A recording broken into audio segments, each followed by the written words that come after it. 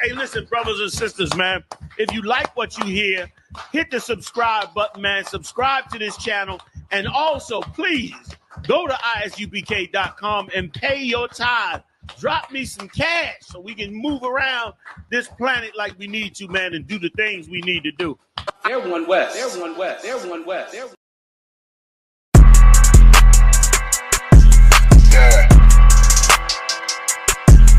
Yeah, you know what it is. 140 for the rapper, busy man, shit, nigga. They take their head over, nigga. I read what Eve did to Adam, I just pray my love don't lie to me. Swing the iron like Samson, I can't let no holder lie to me. I don't feel these rappers, all they lies is hypocrisy. Ain't no competition, ain't no rivalry. Niggas think I'm playing, I don't hear one word they saying, this shit light work.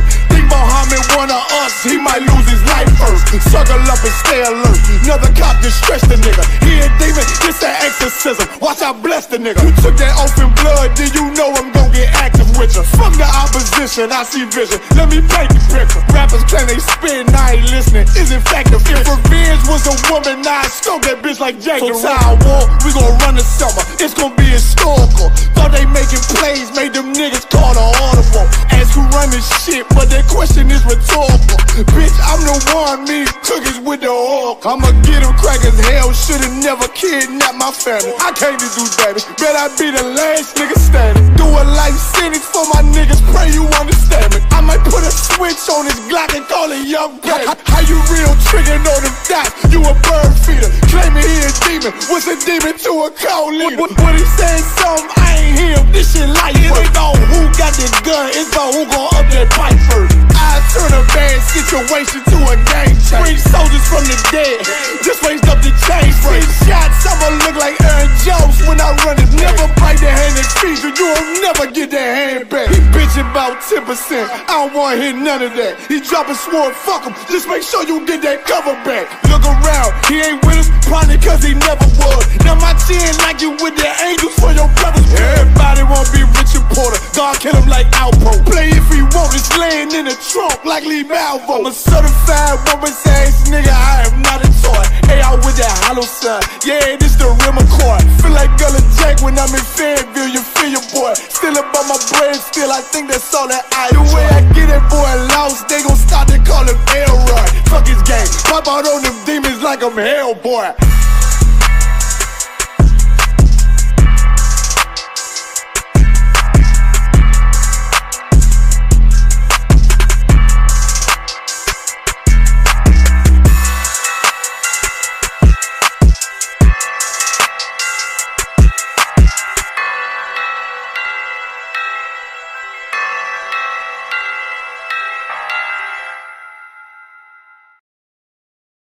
Hey, listen, brothers and sisters, man. If you like what you hear, hit the subscribe button, man. Subscribe to this channel. And also, please, go to ISUPK.com and pay your tithe. Drop me some cash so we can move around this planet like we need to, man, and do the things we need to do. Everyone west. Everyone west. Everyone west. Everyone. Hey, listen, brothers and sisters, man. If you like what you hear, hit the subscribe button, man. Subscribe to this channel. And also, please, go to ISUPK.com and pay your tithe.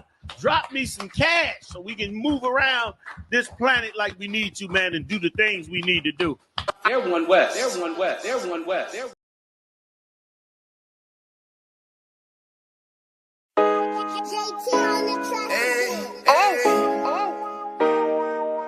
U.P.K. We out here in Baltimore, you know what I mean? We was having an amazing food and clothing drive out here, feeding the people, clothing the people, understand, and getting love from the brothers and sisters out here. But that was my nigga.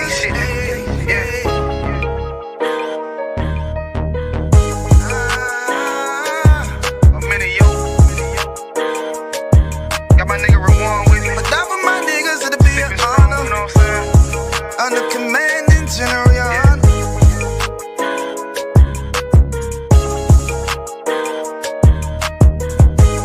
That for my niggas, it'll be an honor and a blessing. Look, hey, straight off the top, I love all of my niggas. That shit ain't gon' stop till we on top and we ballin', my nigga. We be fly as fuck, you know them bitches be stalking my niggas. That shit'll never change in this it's the same with all my niggas. City to city, I should be at home. That's what my ribs say. But bitch, I'm grown. I'm in these streets and closed caption. Niggas know we bout that action. If a nigga play with me, then my Hakim gon' let him have it. Hey, think you the shit, this truth the shit. Nigga play, I let that Ruger hit. Get on them tracks, they be like, who is this? I'm rude with it. Ain't got no manners. All them pussy niggas talking shit. Yeah, I know they can't stand us, but we U.P.K, Louisiana, bitch, that's what I'm ripping. And my niggas solid, number real ones in my section. If you one more. Hey, listen, brothers and sisters, man. If you like what you hear, hit the subscribe button, man. Subscribe to this channel. And also, please, go to ISUPK.com and pay your tithe. Drop me some cash so we can move around this planet like we need to, man, and do the things we need to do. They're one West. They're one West. They're one West. They're Wrong. Are we up? Let's go. Yapson Shabrak Thumb, Yahweh Shemata Bashem Yahushai, Captain in the DC School Scripture Breakdown on Wednesday in DC. We're going to answer all your questions. Yapson Shabrak Thumb, online, Trinidad online. Who else is on there? Trinidad right now. No sweat. If you have any questions, you'll just say Salakia. Put it in the chat. If you're in the room, raise your hand for sure. We're going to go into a couple of topics tonight. And of course, Cassie and Diddy. I know a lot of y'all going to log out the class by 7:45. Maybe 5 minutes after the topic start. Because your for want of a better word, weakness, your the inadequacy in how we've been raised, and I'm saying we because it's as a people, with how we've been raised, is why everybody is feeling sorry for Cassie and this and that. And I'm not at all by any means saying Diddy is innocent or he should receive mercy. That bastard need to go under the jail. You understand? He need to go under the jail. And we're gonna go into it tonight. But for sure, after this class, you as a woman, you're gonna now have to look yourself in the mirror and ask really truly about your decisions in life. You know what I mean? So we're gonna rock with it. You know, we have cookouts coming up. We have the event in Buffalo, New York, June 14th. I think it's gonna be the week before Juneteenth. They always have that big event up there. You'll go check it out. The cookouts is on and popping. I believe Carolina's host kicking it off first. Then is what? Chicago, then New York, West Coast, and who's the last one? Florida. You know what I mean? Y'all check it out. You know what I mean? Is it? Houston. That's true. Houston, I think, is the last one. Y'all check it out. There's flyers out with the dates, the times. Y'all could make your plans now. Make one, make some, get it in. You know what I mean? The generals, everybody gonna be in town. To each event, I think it's down here one every month, all the way till November. Right? I think there's 1 month is being skipped, but I believe it will be one every month all the way until November. All right. So y'all do that, get that in. Pay your tithes, man. Pay your tithes. 10% of all your increase and earnings must come into the priests and prophets of the Lord. 10%. 10% is $1 out of every $10 you make. It's $10 out of every $1 that you make. Of every $100 that you make. So like it's $100 out of every $1,000 that you make. Pay that tithes, man. Get that money into the school ASAP. Don't defraud the Lord, man. Now ain't the time to be dealing with that shit. I'm trying to tell you, Lord moving through the earth. He don't need your money first off. So don't think that you're hurting the Lord in any way. But he will hurt you. I guarantee you that shit. Mm-hmm. He will hurt you. He will hit your pockets straight up and down. He's so totally strong arm robbery. You know what I mean? It's going to be a straight up stick up. Because when it hits you, you'll know it's the Lord. Right. You'll know it's only the Lord could derail your train like that. Like nothing else. You're going to be like, Lord, why me? Lord, I can't catch a break. Yeah, you could. You had the opportunity to pay that tithes and you was bullshitting. You made up every excuse that soothed you and suited you, and you didn't make the sacrifice and cut the Lord piece off and put it aside. Mm-hmm.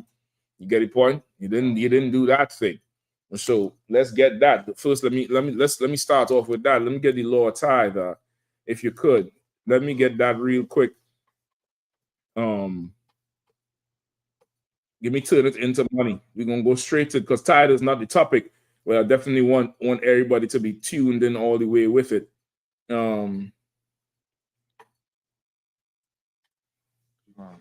14 and 25, but you're gonna start higher up in Deuteronomy 14. All right, you're gonna start a little bit higher up in Deuteronomy 14, where it talks about, you know, the tithes being the food. You have it? If not, let me know. I think it's just about 12.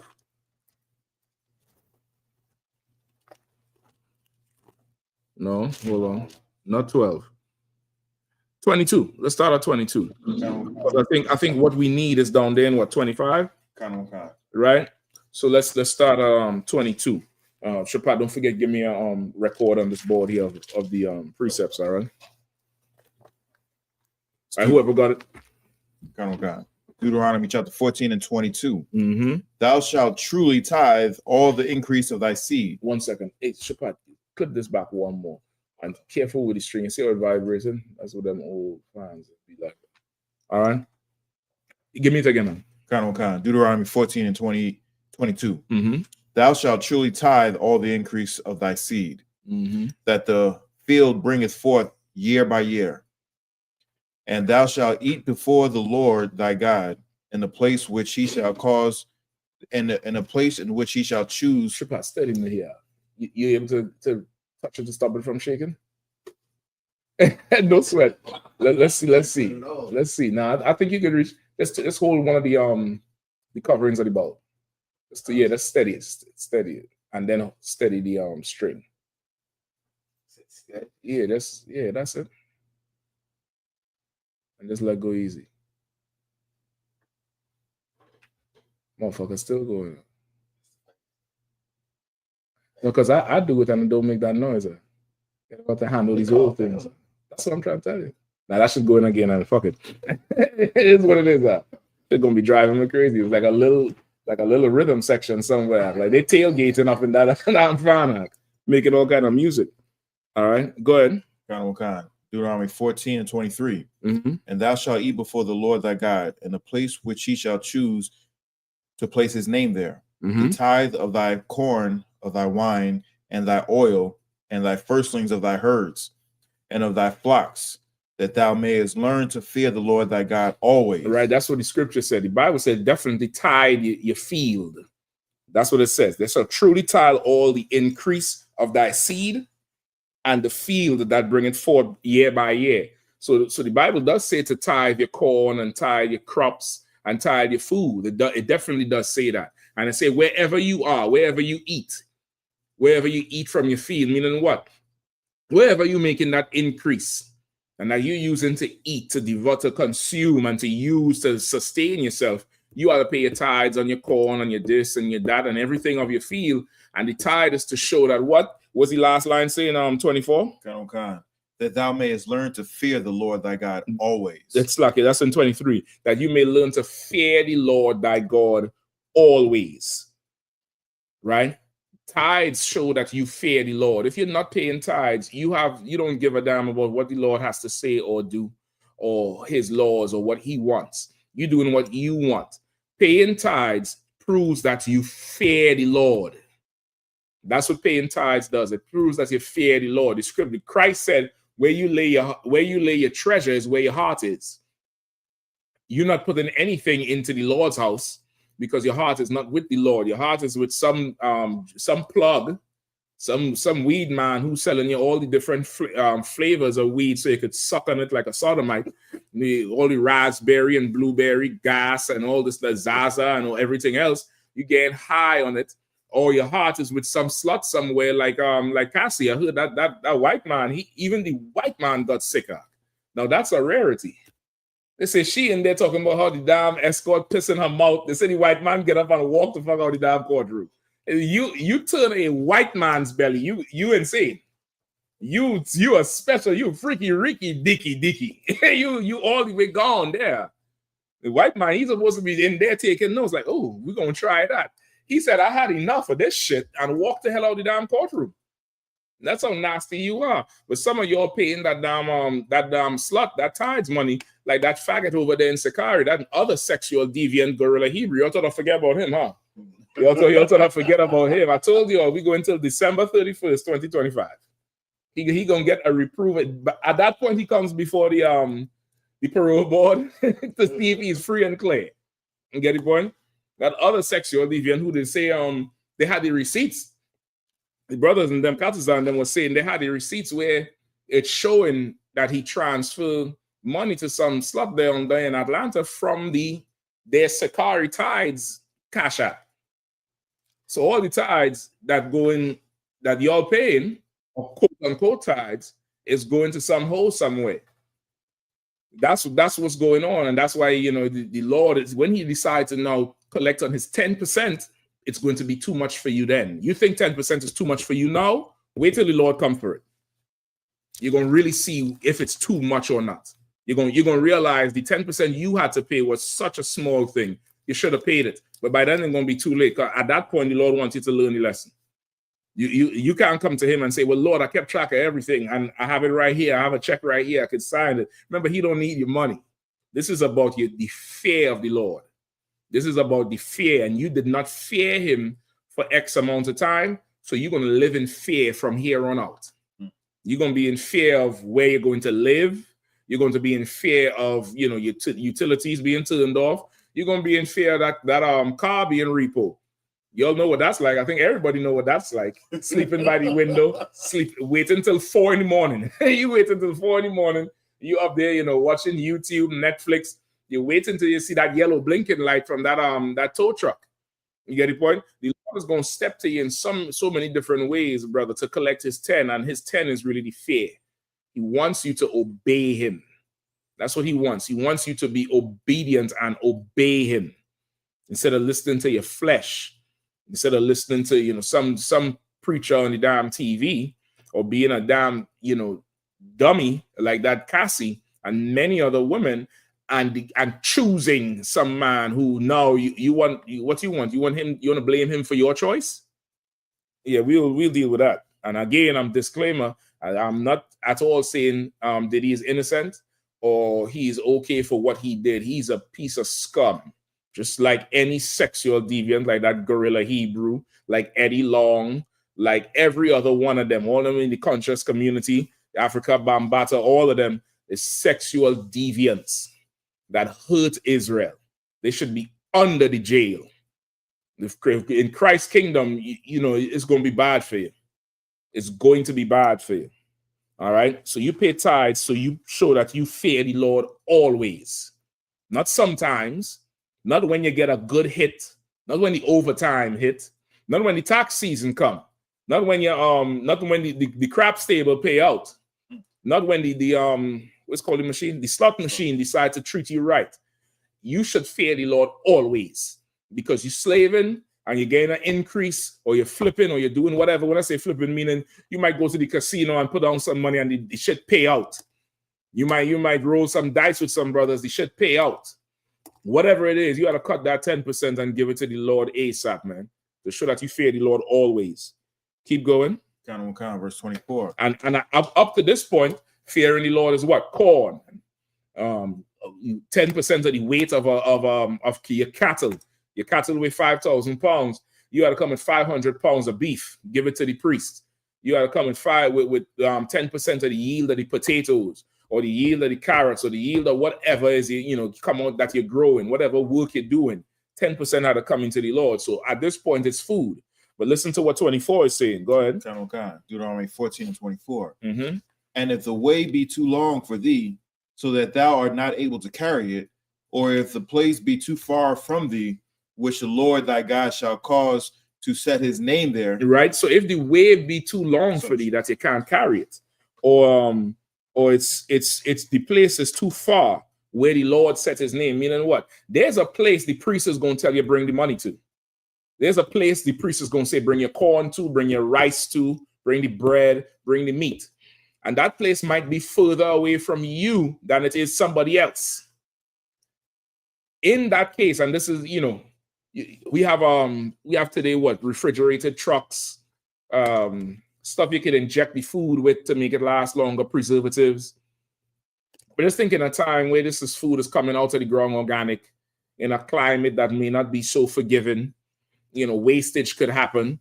It's saying if it's too far to walk with, to bring the whole cow, it's going to cost you extra because now you have to feed the cow on the way, or you could slaughter it before and bring the meat, but the meat mightn't last the journey.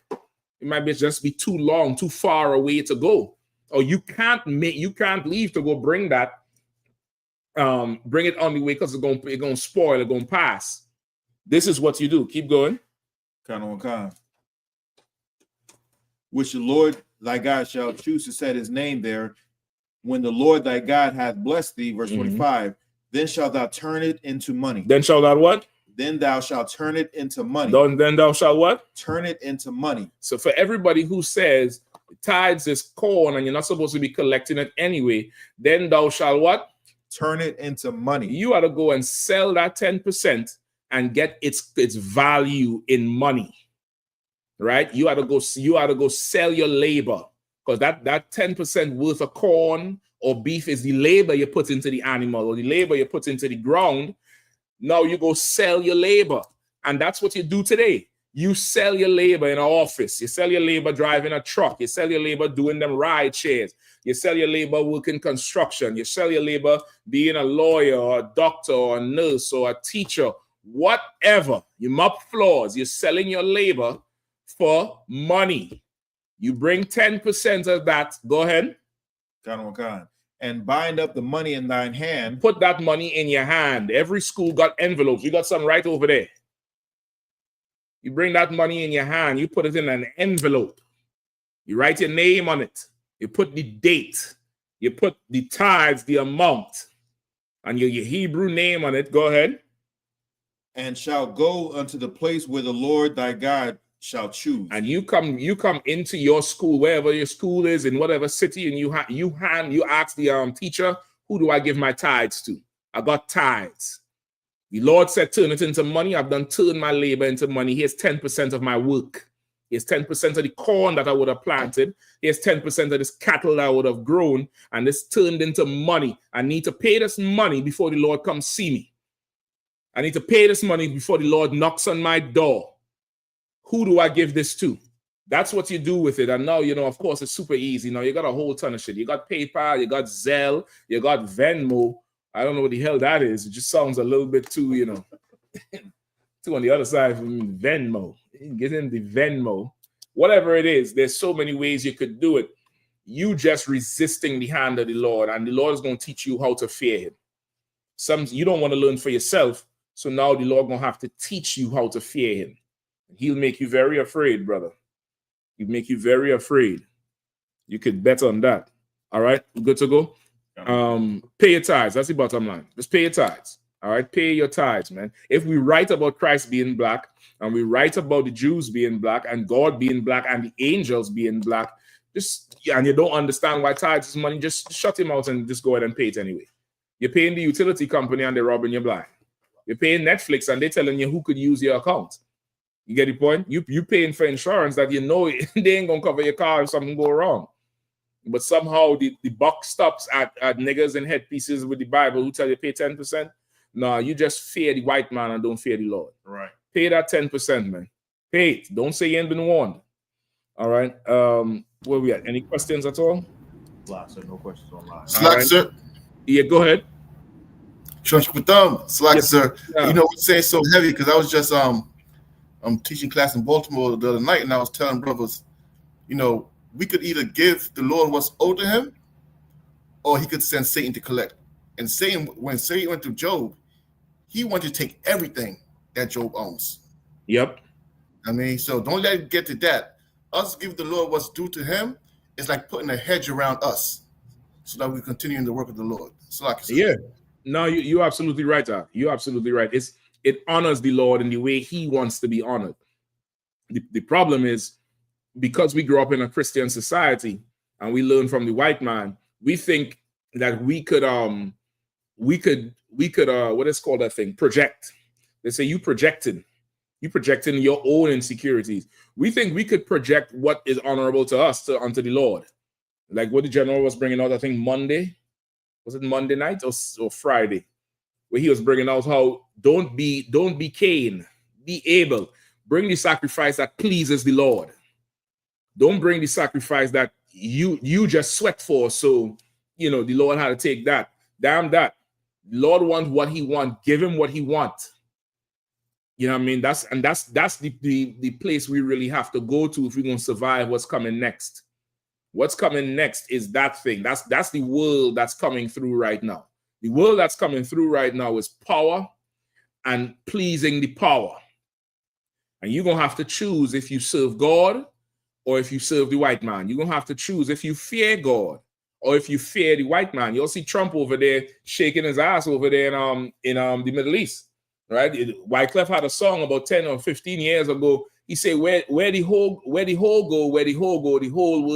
whole world turns into a war zone. She's shaking her backside, and on the flip side, she creating war. That he, I forget the name of the damn song, but it was such a heavy song, such a heavy song, and he's representing the whole, and he is going around the world shaking his ass for that deal. You see, he made they said 100. He said in 100 days he'll have 100 deals. They was talking about him last week. He didn't bring one deal to the table. This week, what? He have a deal with Syria, who was an enemy to America. You remember that? Syria with Assad and them, they was not playing nice with America. He have a deal with Syria. He's set to offer Iran a deal, who they supposed to be at war with, or the Jewish man at war with. He down there in Qatar, which is America friendly. I think they had the largest American base down there in the Middle East. He down there. They offer this devil a Boeing 747, his own personal one that he's considering using for Air Force One. Now, mind you, May, 5 months, right? But 6 months ago, he said he was going to ban TikTok because TikTok was an app that the Chinese could use to spy. But he thinking about taking this plane from these Arabs. Like, it ain't going to have mics in the damn thread. The thread in the chair ain't going to have a mic. The coffee cup in there is a mic. You talking about, business. Yeah, we're going to send these missiles here. You also thought, what's the app that they leaked the damn missile strike with? Not WhatsApp. What's the app that the fools and them leak? They text the newspaper about the missile attack. Come on, y'all stick with me, man. What's the other apps they be having now? It's like WhatsApp. Kick. No, I don't think that's it. I forget the name. Somebody look it up for me. Where they was just talking about his heads of security. They had this app that they all talk on, and they accidentally add the reporter to the app talking about the missile strike. Was it? Text now. I don't know. You can just look it up. They'll tell you it. Snapchat. God damn it. Stop guessing, man. Just look the goddamn thing up. What, were you all scared of Google? Just look the thing up. You think I'm playing a hangman? You're all guessing. Snapchat, this. Just Google the damn thing up. But he's considering now taking what? This plane from these Arabs because it suits him. You get the point? It suits him and he could make a deal. He's about power. He's not about integrity or morality, because he'll say one thing here and then go say something else over here because it's convenient for the deal. And that's a prostitute. That's a hoe. That's why America is called what? The great whore that sits on many waters, that fornicates with the kings of the earth. And he's fulfilling it right now. So this is a time where it's going to be power and pleasing the power. And that's what these Qatarians do, and they're pleasing him. They say, listen, we ain't want no problems with you, man. In fact, here, take this jet. Take this big Boeing 747. Use that for Air Force One instead. Use that. Overnight, Syria lose all the damn tariffs. But you mincing over 10%? 10% to pay the Lord? The Lord is going to visit you, man. Go ahead. It's called Signal. Signal, I think, is the name of the app. Right? And they say all them high security cabinet members who knew about the missile strike, they add this reporter into the thing, and it was a breach of national security. It was a whole breach. But meanwhile, this plane from the Arabs is going to be used for your Air Force One. And whether he take it or not remains to be seen. The point is, there's no rhyme or reason to Satan, to the oppressor.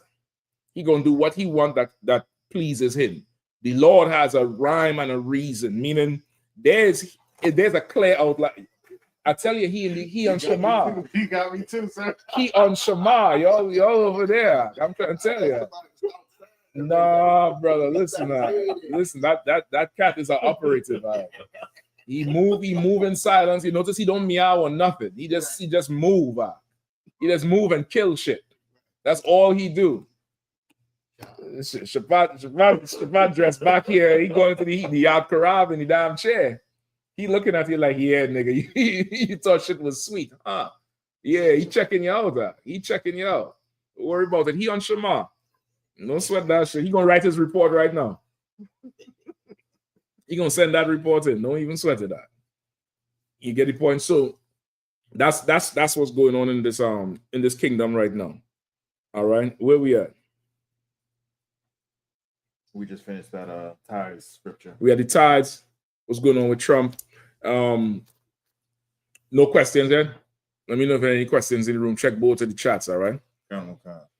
All right. You all have Slaga is a question. Go ahead. It's from Paraba Banyamyam. Stilakia, sir. With your grace, do you mind breaking down the importance of not celebrating paganism for his mother? He said his mother's watching live. No sweat. His mom is new to the truth. That's a brother or sister, you sure? Not sure. Para. All right. I'm not sure if it's a brother or a sister. I want to believe it's a sister. I'm not too sure. Just type your name. Just identify for sure. Say where you're from too, so we know what area you're in or what area your mom is in. His mother. The mother is in. The mother is in Bahamas, sir. No sweat. Bahamas. Go ahead. A sister, her mother is in Bahamas. No problem. So her mom will be what considered new to the truth, and she wants to know a precept on not celebrating paganism. That's the question. The concert, yes. Okay. All right. So let me get this. All right. So new to the truth, you're coming in.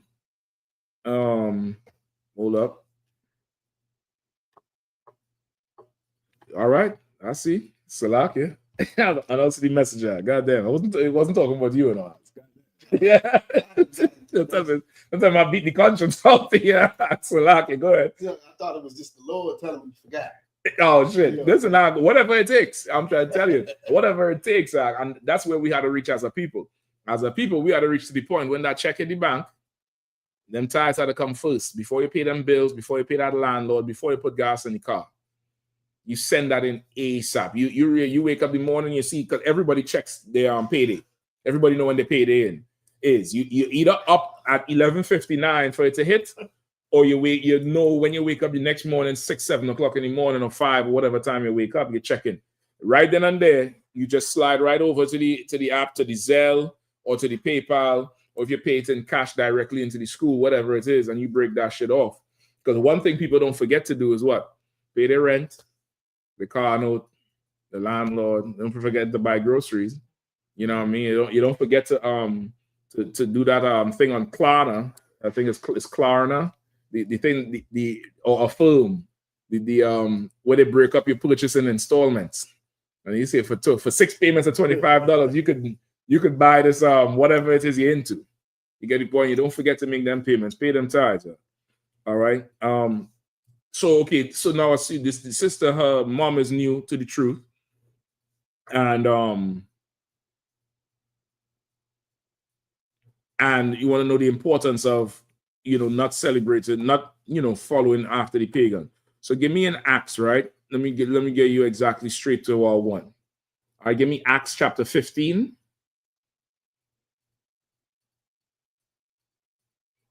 All right, what is actually, did she say celebrating holidays of pagans or pagan? Pagan. Read exactly what you said. Like, sir, with your grace, do you mind breaking down the importance of not celebrating paganism? Paganism. All right. So paganism would be, I guess, the holidays of the heathens, their feast days, their ways, their customs. So go to Acts 15. Let's start there. All right. Oh, God. So let's start there. I'll tell you where you started.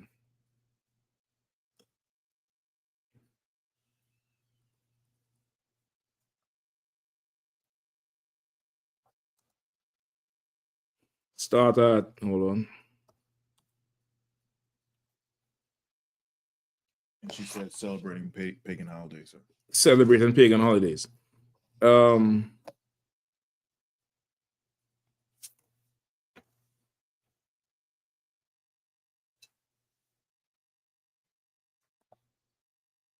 Let's start at 19. God, sir. The book of Acts, chapter 15, verse 19. Wherefore, my sentence is that we trouble not them which from among the Gentiles are turned to God. Right. So now just a little background, right? There's in the Bible, there's two Gentiles, right? Two contexts of Gentiles or two references of Gentiles, right? Just like in English, you might say like the word bad has several meanings, several contexts. Like, we have bad weather, right? That's unfavorable weather or weather that you don't like, or it's not convenient for you right now. Oh, that's bad weather, right? Or you might say, man, that's a bad jacket. It's the same word, but one is favorable and one is not, right? Same thing with Gentiles. One is favorable and one is not. There's a Gentile there's a Gentile who's a Gentile by the flesh. They are born a Gentile. They're heathen. They're non-Israelite. Their father is not an Israelite man who planted the seed in what should be an Israelite woman to make you an Israelite child. If you did not come from the seed of an Israelite man, you are a Gentile. You are a Gentile according to the flesh. Like Cassie Ventura, she is a Gentile according to the flesh. She's a heathen. Then there's a Gentile in name only. Meaning what? You are called a Gentile, but you're not really a Gentile. You're an Israelite according to the flesh, but you act like the heathen. You behave like the heathen. You dress like the heathen. You talk like the heathen. For example, who? Diddy, Puff Daddy, Sean Puffy Combs, Mr. What's his? Love, Brother Love, right? He is a Gentile in name only. He's a Gentile in name only. He is not a physical Gentile, but he's called a Gentile. Like, another good example. That's a Benjamite. People from the islands who are born in the Caribbean refer to everybody from America as a Yankee, right? Because most people who would come down from America to the Caribbean in times past were from New York. So they would just call every American a Yankee. And that Yankee would be Gentile in what? Flesh. Because this is referring to anybody from America. As time progressed and Benjamites started to go all over the place and go where? Where would Benjamites go mostly? New York. Benjamite missing from the islands are they're in Flatbush. They're in Flatbush or Nostrand. It gets guaranteed. That's how it used to be in the past. It's a joke, of course. But now somebody might leave when they're young and they spend 10, 20 years in New York and they go back to the islands. The people in the islands now call them Yankee. Say the Yankee boy is back. The Yankee boy is home. He's not a Yankee, but he done lived in New York so long. He talk like a New York. He says son. He says mad brick. Nobody know what the hell he talking about. You get the point? He's dressing different. Like it's a little bit more not acceptable, but more commonplace now in the islands. But in times past, you could tell, okay, this person is, he a Yankee now because he's wearing shoes with socks. When the average person in the islands is wearing slippers, flip-flops. You get the point? It's hot. They're wearing, the t-shirt. You have a t-shirt, but you have a t-shirt under it. That was an American thing, 10, 20 years ago. Now it's more commonplace. So somebody listening to me now will be like, man, it's always been like that. I've just been alive longer than you. That's all. I remember when the shit was not like that. You get the point? So they would call him a Yankee, but he is not a white boy who comes from America to Trinidad as an expat or some contractor. He is a brother who done lived over there, and he is more Yankee than he is St. Lucian or Barbadian. You get the point? That's the two Gentiles. So now in this context here, read where we at? 19. Read 19 one more time. So the book of Acts, chapter 15, verse 19. Wherefore my sentence is that we trouble not them which from among the Gentiles are turned to God. Right. So he's saying, Paul is saying, this is my sentence, this is my judgment, that we trouble them, we trouble not them who are from among the Gentiles that turn to the Lord. Those are among the Gentiles would be those of Israel who are living among the heathen. You get the point? They're Israelites by blood, but they're not living like the heathen. They're living in Rome, so they're considered what? A Roman. It's like Paul was considered a Roman. Right. They live in Corinth.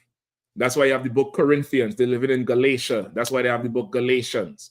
Those are Israelites who were born outside of Jerusalem, who wasn't circumcised on the 8th day if there was a boy, who missed the Passover, who don't know the laws of clean and unclean, eating everything nasty like the heathen.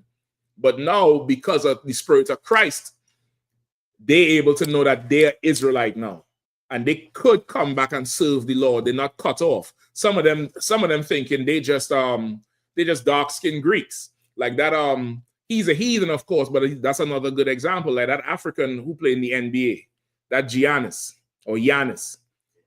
He's Greek, but he's a Hamite. But according to him, he's Greek. Even his name is a Greek name. His younger brother is Thanasis or Thasis or whatever. Those are Greek names. They ain't Hamite names. But they grow up there, so they'll consider themselves Greek, but they're not Greeks. So that's in a context of it. So imagine there's Israelites all over in those areas, in Corinth, in Rome, in Galatia, in Philippia, all those places in Asia Minor. And as they're hearing about Christ, they now want to come and learn more about being a Jew, more about being an Israelite, more about the Passover, and they're coming to find out, okay, where to go. Go ahead. So like, for instance, Cornelius, he knew he was an Israelite, but he was a Roman military man, general or a captain in the Roman army, a centurion, right? He knew he ended up finding out he was an Israelite and now started to listen to Christ, but didn't come all the way in, but he believed in Christ. You get the point? But this here is talking about Israelites who hearing about it and now damn near want to come into the truth. You get the point? They want to come in and serve and learn more than anything. And as they're coming in to learn, they in Jerusalem putting very, very heavy burdens on those who coming back. You get the point? They put in ridiculous burdens on them. This is where you would, as you read the New Testament for anybody listening and the sister's mom, as you read the New Testament, you're going to read about there was a beef or point of contention with Paul and with Peter and the rest of the brothers in Jerusalem because they wouldn't accept any brother from outside because they wasn't circumcised. They go back and forth. There was a lot of circumcision argument in the New Testament. And it got so to the point where Paul, he had to circumcise Timothy as a grown man just to please the brothers in Jerusalem. And they was putting so much heavy stipulations, which is just like our Negro is. Negro get hired somewhere, you get hired the same place with him 6 months down the line. He see you in the elevator, he look at you and be like, well, they just let anybody up in here now. Like he's the fucking standard for the employer. You get the point? That's just how we are as a people, right? So the brothers who was in Jerusalem, born there, was thinking more of themselves than they should have and didn't want to let anybody else in. So they're putting these hurdles in there, and Paul is getting the report. If you read all before, he's getting the report back and forth and what's going on, and it ain't really how it should be. So he said, this is my sentence, meaning this is my judgment. This is where I'm at with it now. I've heard what you all said. This is my sentence. Read it again. Oh, gosh. Book of Acts, chapter 25, verse 19. Wherefore my sentence is that we trouble not them which from among the Gentiles are turned to God. He's saying any brother or sister that wants to leave serving, following Zeus and praying to Apollos and praying to, Gaia and praying to whoever else. Anybody who want to leave that bullshit and come and serve the Lord, do not trouble them. Don't be a hindrance to them, man. Treat them like brothers. And what does he mean, brothers and sisters? What does he mean by that? Let them come in and learn, start all over. Give them a chance to start all over. Do not trouble them. And then he goes on to lay it out. Go ahead. Okay. But that we write unto them that they abstain from pollutions of idols. So, and we write unto them that they keep reading. Go ahead. Okay. And from fornication, and from things strangled, and from blood. Right, read it again. But that we write unto them that they abstain from pollutions of idols, and from fornication, and from things strangled, and from blood. Right. We write unto them that they abstain from pollutions of idols, right, and and from fornication, and from things strangled, from blood. Right. He's given them an outline of what should be the standard. Right. What should be the standard of a brother or a sister who is coming in. Right? What should be the standard of a brother or sister who's coming into the truth? Very young, and live a life, accustomed to the heathen. They're accustomed to that. This is what they have to follow. I know you a super Israelite, you a super Jew. You done been to, Passovers all your life. You could recite Leviticus 23, in Hebrew with your eyes closed. You blow the ram's horn with a sneeze. You can put it in your nose and blow it. I know you Superman. And of course, this brother or this sister that coming in here with tattoos and maybe them big old bars they put in the air, or a clean shaven face, and all Christian and proper. You look at them like they just the filth of the damn earth, and they shouldn't be in here. So you done start to lay the hurdles down. So of course they could never really be that. Do not do that. You say shalom, you welcome them in, give them a chair, ask them that they need something to drink, and this is all they have to follow. Write unto them, abstain from pollutions of idols. What does that mean? What is an idol? An idol is what? Come on, quickly. Something that you worship. So is the Most High an idol? Something that's no simpler. Something that's not alive. Simpler. Anything that you worship that's not the Lord. I'll take that. A false god. An idol is a false god. You get the point? And you want to stay away from the pollutions of false gods. What are the pollutions of false gods? Christmas. Explain. Well, Christmas, we're putting up Christmas trees is the worship of Nimrod, the African king. You know what I'm saying? Then between the reef and the tree, you know what I'm saying, the reef has to do something with Janus, with you coming in and out. You know what I mean? On top of that, New Year's, that's the worship of Janus. And New Year's is in April. It's not in January. All right. Go ahead. And Easter is the worship of another god, another goddess, right? Ashtoreth. Come. Right. So the pollutions of idols are different things. It's the culture of that false god that people take onto themselves. The culture, the way, the lifestyle is all the same thing. The food of that god, the dress code of that god. You understand? All those things are the pollutions of that god. And the Lord calls them pollutions because they make his people unclean. They make his children unclean. It's like you have a child that stays out for weeks at a time, and you finally go find them, and they have on clothes that you didn't get them. You understand? They move in a certain way. The way how the hair is, you would never have the hair that, grown to that way and shaggy and just whatever. And they want to come back. What would you do? What would you do? What would you do if that was your son or daughter coming back home? They're willingly coming back home now, but they're coming back home with that thing they're wearing from outside. What would you do? Whatever you learned out there, that stuff that you have on, don't bring it in here. I'm going to give you some stuff, and this is what we're going to do. Okay, you're right. But if you say it like that, they're going to go walk the fuck right out. I'm going to tell you straight. Because me and you cut from the same cloth. We had to take a little bit of honey before we talk. That should sound like a right hook. This is what we're going to do. Nigga. Right? What you're going to make them, you're going to say, what usually happens is, the parent would say, you used to be so pretty if it's a girl. Man, look at you, man. You don't look like yourself as a boy. You used to be so manly looking. Come on, man. We could do this. Let's do this. How about we get rid of this hair? Could we do that? Could we cut that hair off? Right? Could we get it combed? Could you think we could wash this thing off? What about these clothes? These clothes ain't you, man. This clothes is not you.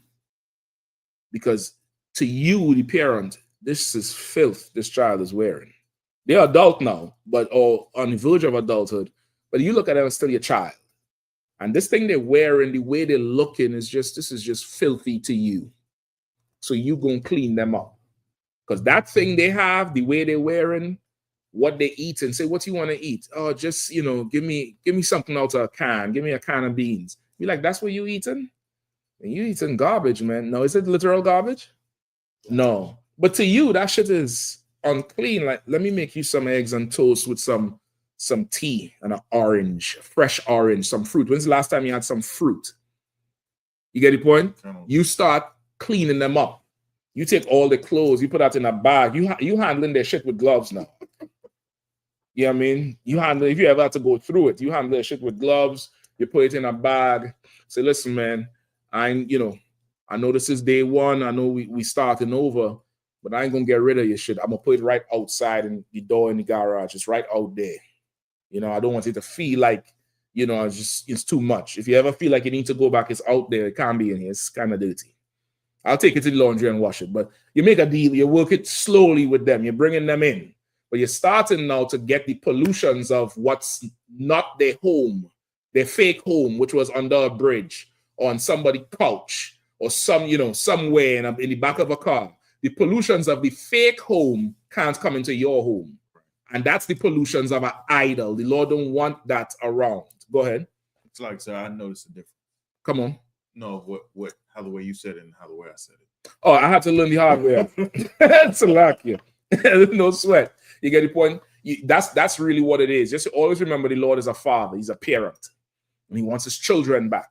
You get the point? So you say, first off, they have to abstain from the pollutions of idols. What's the pollutions of idols? The way, the lifestyle of this fake God.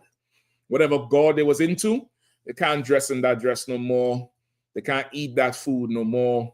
They can't go to their church gatherings or their mosque. What is called that thing on mosque they just go to on Friday? I forget the name of it. I used to know the name of that shit.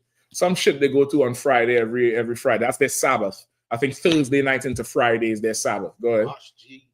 Masjid. That's what I think. The masjid is the name of the mosque, but there's something else they call the I forget the name of it. Juma. That's the motherfucker, right? Salakia. Juma is the name of the damn thing, right? They go to that. You can't do that no more. You can't wear that man dress no more. We say shalom. Don't say assalamu alaikum. Don't say, that old Christian thing. You start to bring them into the culture of it. You get the point? You start to bring them into the culture slowly but surely. A brother come in, he might come in what? He might wear some shorts and a vest, a basketball vest. He think he flies summertime. Say, brother, man, you kind of naked out here, man. What you mean I'm naked, man? I have on clothes. No, you don't. You say, you know, when next day come back to class, put on a t-shirt. Wear some long pants. That's attire for your house. You wear that inside. You shouldn't be that naked outside. You get it? When you start to reculture them into it, and of course you don't do the things the people who worship that God does. I'm gonna give you some simpler things than the Christmas and the Easter to start them off with. Birthdays. That's the pull. When you're coming into the world, when you're coming into the truth from the world, if you come from a regular average family, your birthdays is when everybody who you want to love you would call you and show you love for one time in your life. Outside of that, they don't give a damn. But that birthday means something. You gotta let them know about birthdays. They can't celebrate birthdays no more. They can't celebrate, Valentine's Day. You want to sort of take them away from the things that this idol God has people doing. And they can't do those things no more, all right? And from fornication, right? What is fornication? Who knows? Mr. Pat? Lawful sex, sir. Yes and no.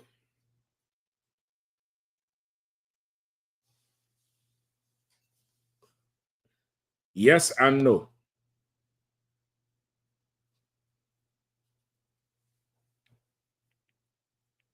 That's what I was going to say. What is that's the what? Yes and no. It's a good answer, but yes and no.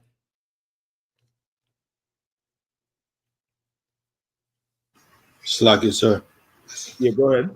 Fornication in this context, is it pretty much dealing with other cultures other than what the Lord gave us? You close to it. You definitely close to it.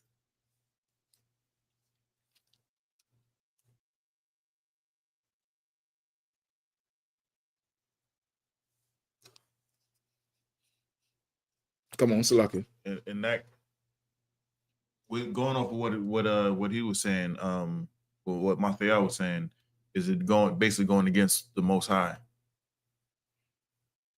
Because in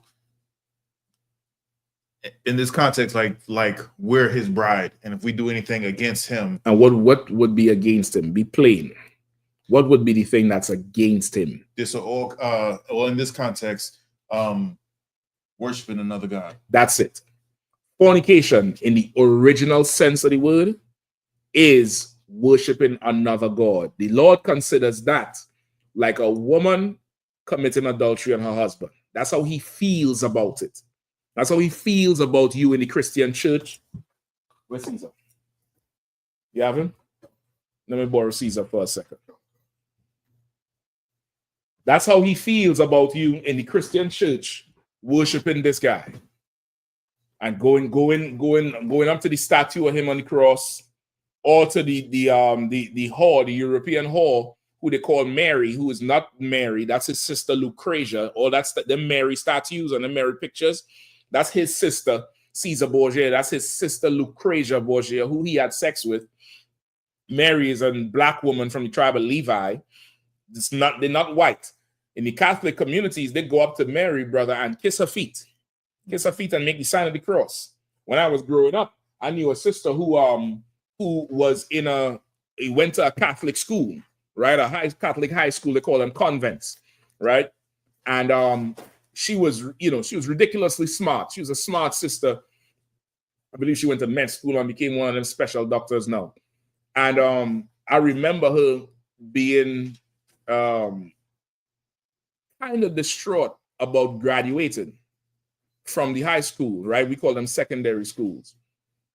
But not too distraught.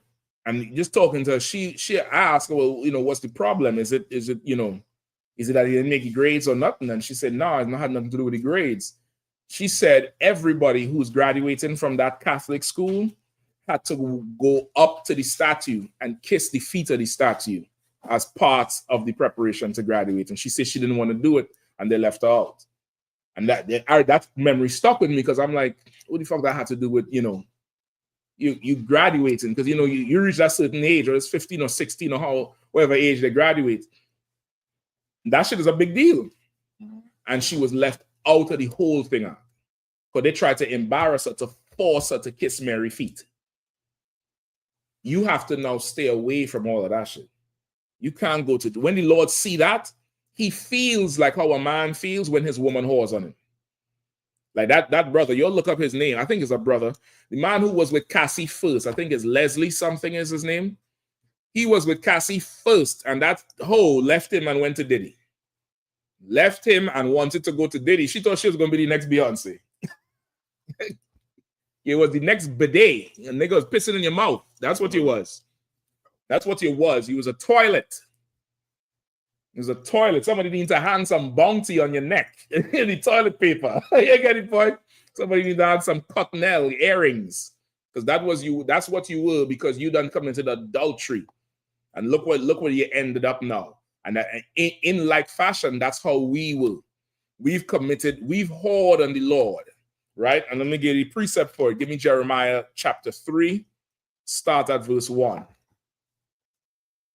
All right. Any other questions? Let me know too.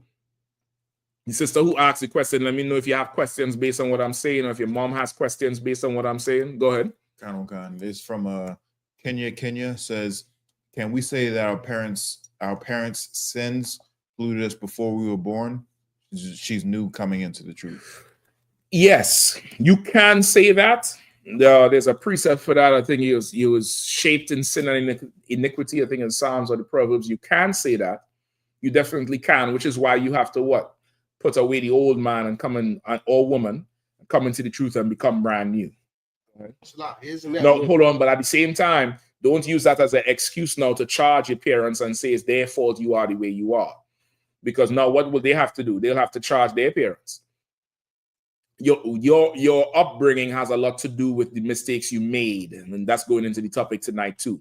Your upbringing has a lot to do with it, but once you realize that it's now you had to change. Go ahead.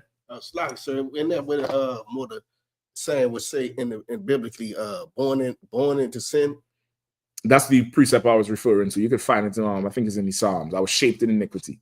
Okay. All right, go ahead. And boyfriend before Diddy was Ryan Leslie. Ryan Leslie, right? We're gonna make sure we get his name. I want to find out how he felt when that broad left him and went to Diddy. Right? He was her producer first. He discovered Cassie, and they had a whole relationship going. That was his woman. That was his whole woman. That first single she got, that was his work. That was his work, and she whored on him, and now want the whole world to feel sorry for her. You chose the nigga, woman. You chose it. What you want? What do you want me to do? You think he groomed you from 16? You chose him. You wanted him. You thought he was the highway to being a celebrity. You thought you was on the highway to heaven. Now look at you now. Your children are going to read the transcripts from the court case. Imagine that. Them little heathen girls, they're going to read how much men had you for 72 hours with baby oil and body fluids. Let me get Jeremiah 3:1. Okay. Book of Jeremiah, chapter 3, verse 1. They say, if a man put away his wife, and she go from him and become another man's, shall he return unto her again? It's asking the question. Jeremiah is like, they say, if a man puts away his wife and she go from him and become another man's, meaning she goes and marries somebody else. And marriage in the Bible, according to God, is sex. It's not a ring. It's not, a marriage license and all that bullshit. It's sex. So meaning she was having sex with one man. He put her away. She goes have sex with somebody else. Is that first husband supposed to now return to her again? He's asking the question. Is that how he's supposed to go? He's asking that because why? That's the norm in society today. That is the whole norm. You get the point? It's just go and you accept it and you get over it and we work through. And that's the word they use. And we've healed from that. You need to heal from some stones. That's what you need to do. I need to see if you could heal from some of these rocks. Yeah, I mean, that you're going to be buried into the ground and get some rocks thrown at you. Let's see you heal from that. Right? Go ahead. Oh, God, sir. shall not that land be greatly polluted? But shall not that land be greatly polluted? Why? Why does he say greatly polluted? In the same way, the pollution of the idols. Now she got the spirit of this other man. She she's not really. You're making it nice, Ak. You're making it nice. She's greatly polluted because he had. Come on. Because another man urinated in her mouth. Well, another man may not necessarily urinate in her mouth. I'm going to the normal way now. He done had his fluids in her all over. You get the point? He's done had his way with her. He's been in her mouth. She's been in his. Just to get, graphic without getting graphic. They done did something, Ak. And now it's like he's part of her. It's hard for us today to understand, especially in the Israelite world, where it's adultery is like, it's like scraping your knee. Like adultery in our community is like, you scrape your knee on the basketball court. Like, what happens if a young brother or sister say, man, I skinned my knee? What do you do? Rub some dirt. Yeah, you'll be all right. Look, I got a scar right here. I remember when I got my first scrape, right? You also comparing scars. That's we always saying, this is normal. This happens. So when that adultery happens and they come around, man, don't even worry about it. Hoes ain't nothing but bitches ain't nothing but hoes and tricks. These niggas is nothing but dogs, and that's the counsel we give each other because we accept adultery. You get the point? We accept it. We don't look at it like, okay, you okay for him, but you can't be with me no more. Me go, I'm gonna kiss you in the mouth. I don't know what you do. I know what I used to do with you. And he done, I'm good. I'm good. Don't you love me? That ain't got nothing to do with it. You're polluted to me now. You're nasty. You're unclean now. I can't go with you. I can't do nothing with you no more. That's how we supposed to look at it. We don't. TV will show you what. You get with that she's having adultery. They call it an affair. They have all these words for it now. Affair, cheating. Like you cheat in sports. Is marriage a sport? You cheat on a test. Is marriage a test at the end of a curriculum? They have all these words for it that change the value of these things. And you have to be very particular with what you intake from the world. It's polluting your mind. The TV will show you, or the Christian church will tell you, go fight harder. So now you in a whole war over this woman and you trying to best somebody else. Nigga, that's his problem now. She's polluted. The land is polluted. You can't go back in onto it. And that's what the Lord is likening when we go serve the Muslim God or the Christian God. He looks at us like, you and my child.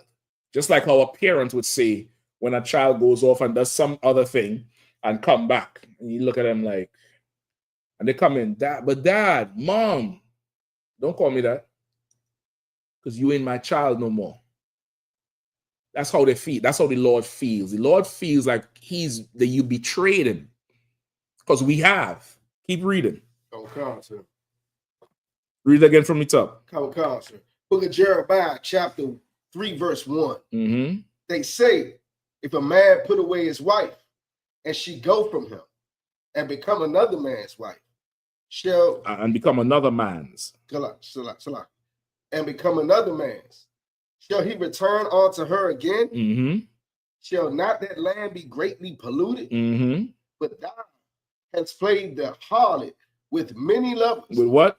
But thou hast played the harlot with many lovers. The Lord said, we have played the harlot with many lovers. Go ahead.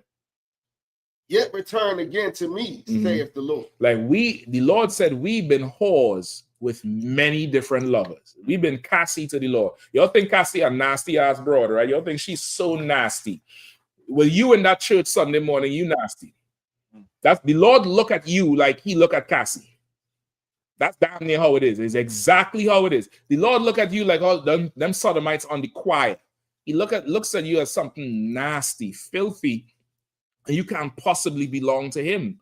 And he's hurt over the shit because how could you? How could you do this? You done played the whore with many lovers, and now you return unto me, and now I'm supposed to accept you? That's what we do to the Lord. We come and we ask the Lord back to take us back and be called by his name. So what? Now the Lord had to do what? He had to walk around with somebody who everybody done had. That's what he has to do. He had to be the bigger man. And that's what they say. Well, he got to be a secure man because she did that, but no, you're asking a lot of the Lord. That's what he's saying. Keep reading. If I could, sir. Yeah, please, Salaxi, what you're saying is so heavy, Cap, because I often think like that, like when something like that happens, especially in pop news, where everybody gets to criticize it and everybody gets to laugh and everybody gets to call her names, everybody gets to judge him. And on a spiritual sense, we're doing the same thing to the Lord. So it's like we're judging ourselves. Exactly. You know what I mean? It's exactly that. The Lord is, brother, he understand how to make you see something without you even know you're looking at it. He know how to do things, poetically, metaphorically. He understand how to, really sew something together. And you'll be like, yeah, so and so and so and so, and say, but look at you now. You done jump from religion to religion. We all grew up either Christian or Muslim. And we've all been to different churches because this pastor you didn't like. Well, Cassie didn't like, what's his name? Ryan Leslie? He shouldn't like him. His studio wasn't big enough. You know what I mean? His microphone wasn't expensive enough. She went somebody who had a better mic. What's the problem? If you could switch churches, then Cassie could switch, urine. She could get one with more ammonia. Yeah, I mean, you want that thing. I don't care if y'all don't laugh. I'm laughing. Good. It's like I was just talking about this on Monday, and I was saying, if you're looking at a woman in the world, you should think about Cassie, because woman in the world really ain't no different than what Cassie is. No, I wouldn't cast that blanket so far and wide, because that's a heathen. That's a nasty ass heathen act. You get the point? Even J-Lo jump shit. Just understand that shit. And that bro jumped from rod to rod. She literally jumped from A-Rod to another man back to A-Rod. You get the point? But even she wasn't sticking around that deviant. So, but a sister in the world or a brother in the world, you just want to let them come to class. Just let them come to class. That's it. Come to class. Come and sit in there. All right. You killed babies. You had abortions. Come to class. You used to be on a stripper pole. Come to class. You paid for the abortion. You a brother. Come to class. You beat up a brother in the past because you didn't know how to work on your anger. Come to class. No problem. You used to rob banks, whatever. You sold drugs. You did drugs. Come sit in that chair. Come and be treated like a human being for once in your life. Come and be given respect. Come and you ever notice some young brothers and sisters come to class, somebody new, and they have a question, but the question turn into a little 2 or 3 minute monologue about their life? And what does the teacher do at that point? Not what you all do. I'm saying, when you've seen it, what does the teacher do at that point? Cut them off and be like, hey. Nope. What does the teacher do? Y'all all did it, because I remember. I remember the stage when I started to cut y'all off, because it was done to me. Somebody comes in, you let them talk. You encourage them. Oh yeah, that's what happened. Listen, what she said. No, I'm sorry to cut you off. Keep going. Listen, that's heavy that she said that. You validate them out, because in the world, brother, it's shut your mouth, you dumb nigga. You talk to a cop. Shut up. Say answer only what I ask you. You go for medicine somewhere. Take this. You talk to my manager. Everybody talks to us like we pieces of shit. Even in the Christian church. That old bastard said, lock the doors. Lock the doors. And what? So what am I supposed to do if I ain't getting you no money? Creflo said, y'all ain't paying him no tithes. If he had a gun, he'd shoot y'all. That's what Creflo told people. Y'all know about that, right? He said he would equip his security with Uzis and install ATM machines in the church. And before you leave, if you ain't go to the ATM and pay that money to him, he shoot you on sight. You could find a tape without that. Creflo said that shit. But in here, brother, you come in here and you get spoken to like you're a person. And it's so shocking and jarring, you don't even know how to respond. He's looking at the ground because nobody ever talked to you like that before. You understand? Like you come in here and you get built back all the way up from the ground up. And that's what Paul is saying. Don't trouble them. Build them up. Let them come in. Let them come in. You get the point? Because we done what? Traded on the Lord. We done, been with every God. We've been Jehovah's Witness. We've been Muslims. We've been Christian. We've been Buddhist. We've been Rastafarian. We've been Scientologists. We've been atheists. Did I miss any? We've been Hindus. What else I miss? Which God I miss? We've been 5%ers. We've been Moors. We've been Illuminati. We've been Freemasons. What else I miss? I don't know. There's so many of these gods now. We done went to every god. And we done give every god some tail. And we know every god personally. And we choose every god. Ain't nobody put a gun to your head until you come to the mosque. You went to the mosque yourself, just like Cassie chose bad boy. She chose bad boy. She get her ass whooped and ain't leave. There's broads right now making up stories to 911 because the husband say, don't wear that dress. He ain't even hit her. So you mean to tell me you could do things to get a nigga out of the house, but she couldn't leave? Listen, she made a deal with herself that she was going to accept this is the cost to be the boss. She thought she was going to be Beyonce. She thought she was going to be the next big thing because she looks exotic. Remember, she's a heathen. The escort say what? He opened the door. He didn't know he was going to Cassie's house. He says he opened the door and he saw the most beautiful woman he ever saw in his life. Over the phone, the cost was $400 for the night for him. He said when he got there, Cassie said, it's $200 for the night. He said, Cassie said, listen, I know what they told you on the phone, but I'm going to offer you $4,000 and I'm going to lay out what I need you to do. And brought him into the house, brother. Because why? He said this is the most beautiful woman he ever seen in his life in the flesh. Bullshit. We just like the foreign shit up. Something should that look, not like Keisha from the block. Get the point? Not like somebody else that, remind us of our own sister or auntie or somebody else. You don't always want some old foreign thing, some old, nasty thing that you could parade like that nasty Cassie. You get the point? Just another piece of trash. That's who we've become to the Lord. We've become that thing, and we got to understand who the hell we were. We done gone and gave everybody tails, brother. Keep reading this here. Slack, you had your hand up, Shabbat? Are you good to go? No sweat. Let's give me some more in Jeremiah, and then we go back to Acts. I'm conscious. Verse 2. Lift up thine eyes unto the high places and see where thou hast not been lined with. Damn. Read that again, huh? I'm conscious. Lift up thine eyes unto the high places and see where thou hast not been lined with. The Lord said through Jeremiah, he said, oh, you think I'm lying? Come over here. Look around. Look high and wide. And the high places, of course, is symbolic for the houses of power, like churches and temples are always up on a hill, always high. He said, look around and tell me who you have not had sex with. That might be an easier list for you to compile because you done effed everybody. That's what the Lord's saying to us as a people. And brother, is he wrong?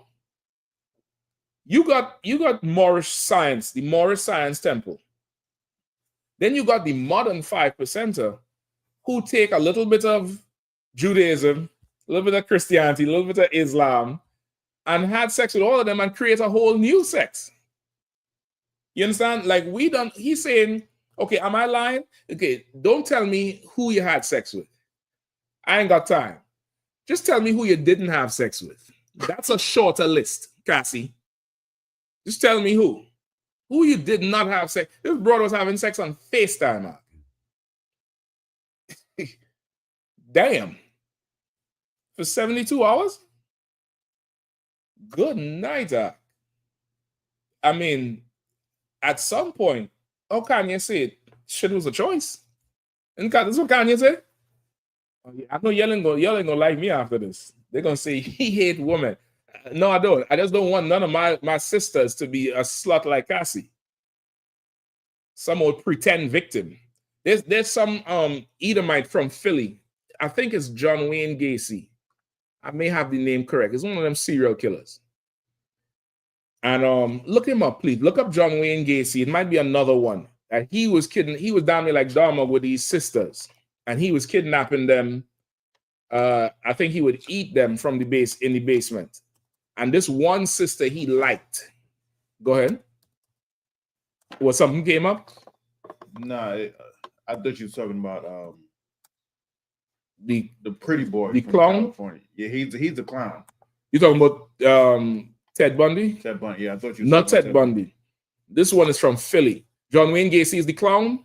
Khan. Okay, I think he was that original. That's okay. That you know that horror movie It with Pennywise. Stephen King created that story from him, from that serial killer thing, and he made the whole thing with the clown. That's why around about that time, late 70s, I believe, early 80s, there was a lot of horror movies with clowns, and clowns became scary because of him. It's not John Wayne Gacy. It's another one. It's a serial killer from Philly. And this sister, she plotted her escape because he would tie her in the base, handcuff her in the basement, bring food. And little by little, she started to talk to him like he was, a person and befriend him. And he let her come upstairs in the living room. And then finally, he took her out to eat.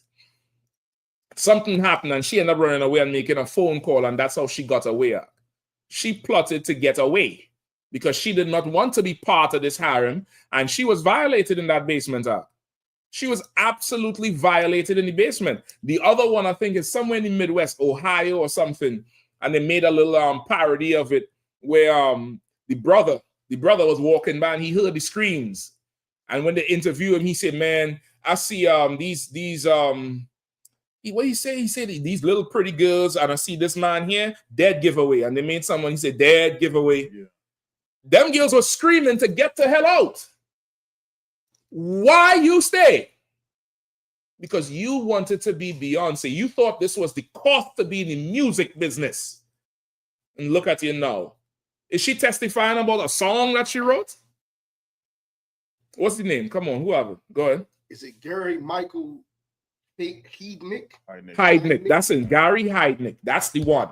Y'all go look up Gary Heidnick and how he got caught. That sister didn't want no parts of that nonsense. She was tired of it. But she knows she couldn't just run away. He'd a killer.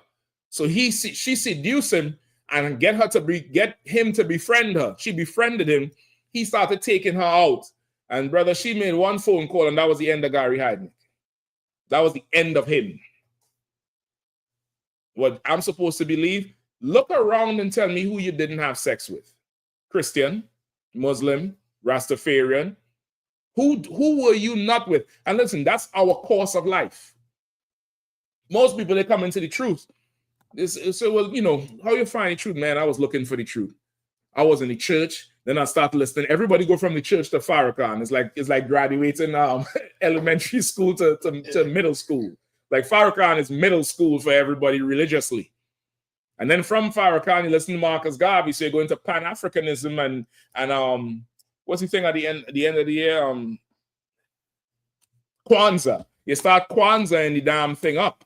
And you go into Egyptology and you go everywhere. And then I joined this, and then I joined that, and I did this, and then did that. All the time you doing what? You searching for the right place, right?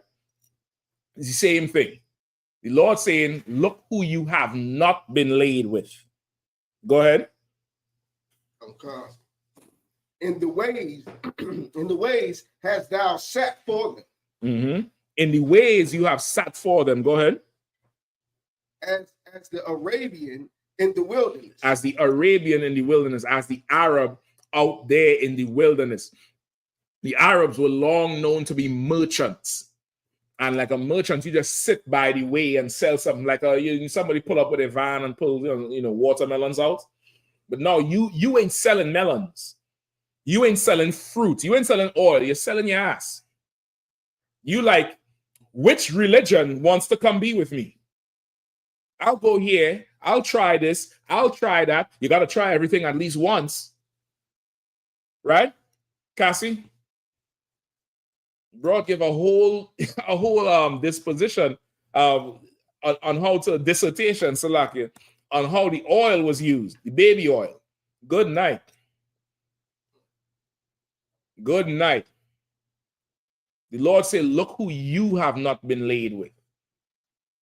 You understand? The Lord views that as adultery. He views it as you allow yourself to become polluted and used and destroyed by everybody else, and you will not turn to me, who you rightfully belong to. Just like a brother who had some woman whore on him. It's going to hurt, it's going to pain, and then she wants to come back. That's how the Lord looks at us. So now let's go back to hold on. Keep reading real quick, all the way up to 3. Come closer. And thou hast polluted the land with thy whoredoms and with thy wickedness. And because we don't serve these other gods, we don't polluted the land with our whoredoms and our wickedness, meaning what we get. Just like if you're a whore, you sleeping around, you're going to get something from who you're sleeping with. We don't take every little thing that we learn from these religions, and we live in a society today that's greatly polluted. The sick Catholic Church full of pedophilia, filled to the brim of it, and nobody ain't saying a goddamn thing about it. You have a president who paid some porn star to have sex with him. Like, that's the level of immorality that's in everywhere. I just seen tonight on the news, some charter school in DC, last month they had some boy get sexually assaulted in the school and beaten up. And then 2 weeks ago, they say some young girl get assaulted in a bathroom for 2 hours. That's your Christian church. That's your Muslim mosque. That's your Scientology. We don't polluted the land with the whoredoms, the things we get from the whoredoms. We done did it, and the Lord don't want it. So he's saying, stay away from the pollution of these idols. Stay away from that shit. Get from behind it, because how we live in now is filthy. It's disgusting. It's not at all good. There's nothing good that could come from it. It's not strong. It's not righteous. It's not what the Lord wants. You understand? Keep going. Okay. Verse 3.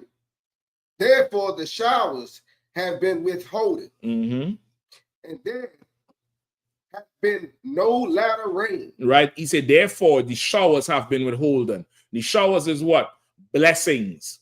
Your blessings have been withholden. As a people, we going from curse to curse. We ain't enjoying too much blessings. And the Lord saying, you have been withheld from the rain. It's so spiritual, because what? In the hip-hop world, they say money is rain. I'm making it rain. And people is like, bless me with it. You get the point? It's poetic. It's just how we talk. There's no other nation that talks like that. Proves with the Israelites. The Lord said, I'm going to withhold rain from you. They in the club saying making it rain. And he stopped the rain, and he's blessing with this money that's falling from the sky. It's how we talk. This proves this Bible is ours. Right. The Lord said, I'm withholding the blessing from you. I'm withholding the latter rain. Go ahead. Oh God.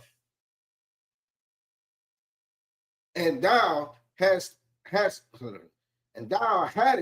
a whore's forehead. Thou refusest to be ashamed. And because we have had a whore's forehead, we 12 tribes, we go to everybody else except the Lord.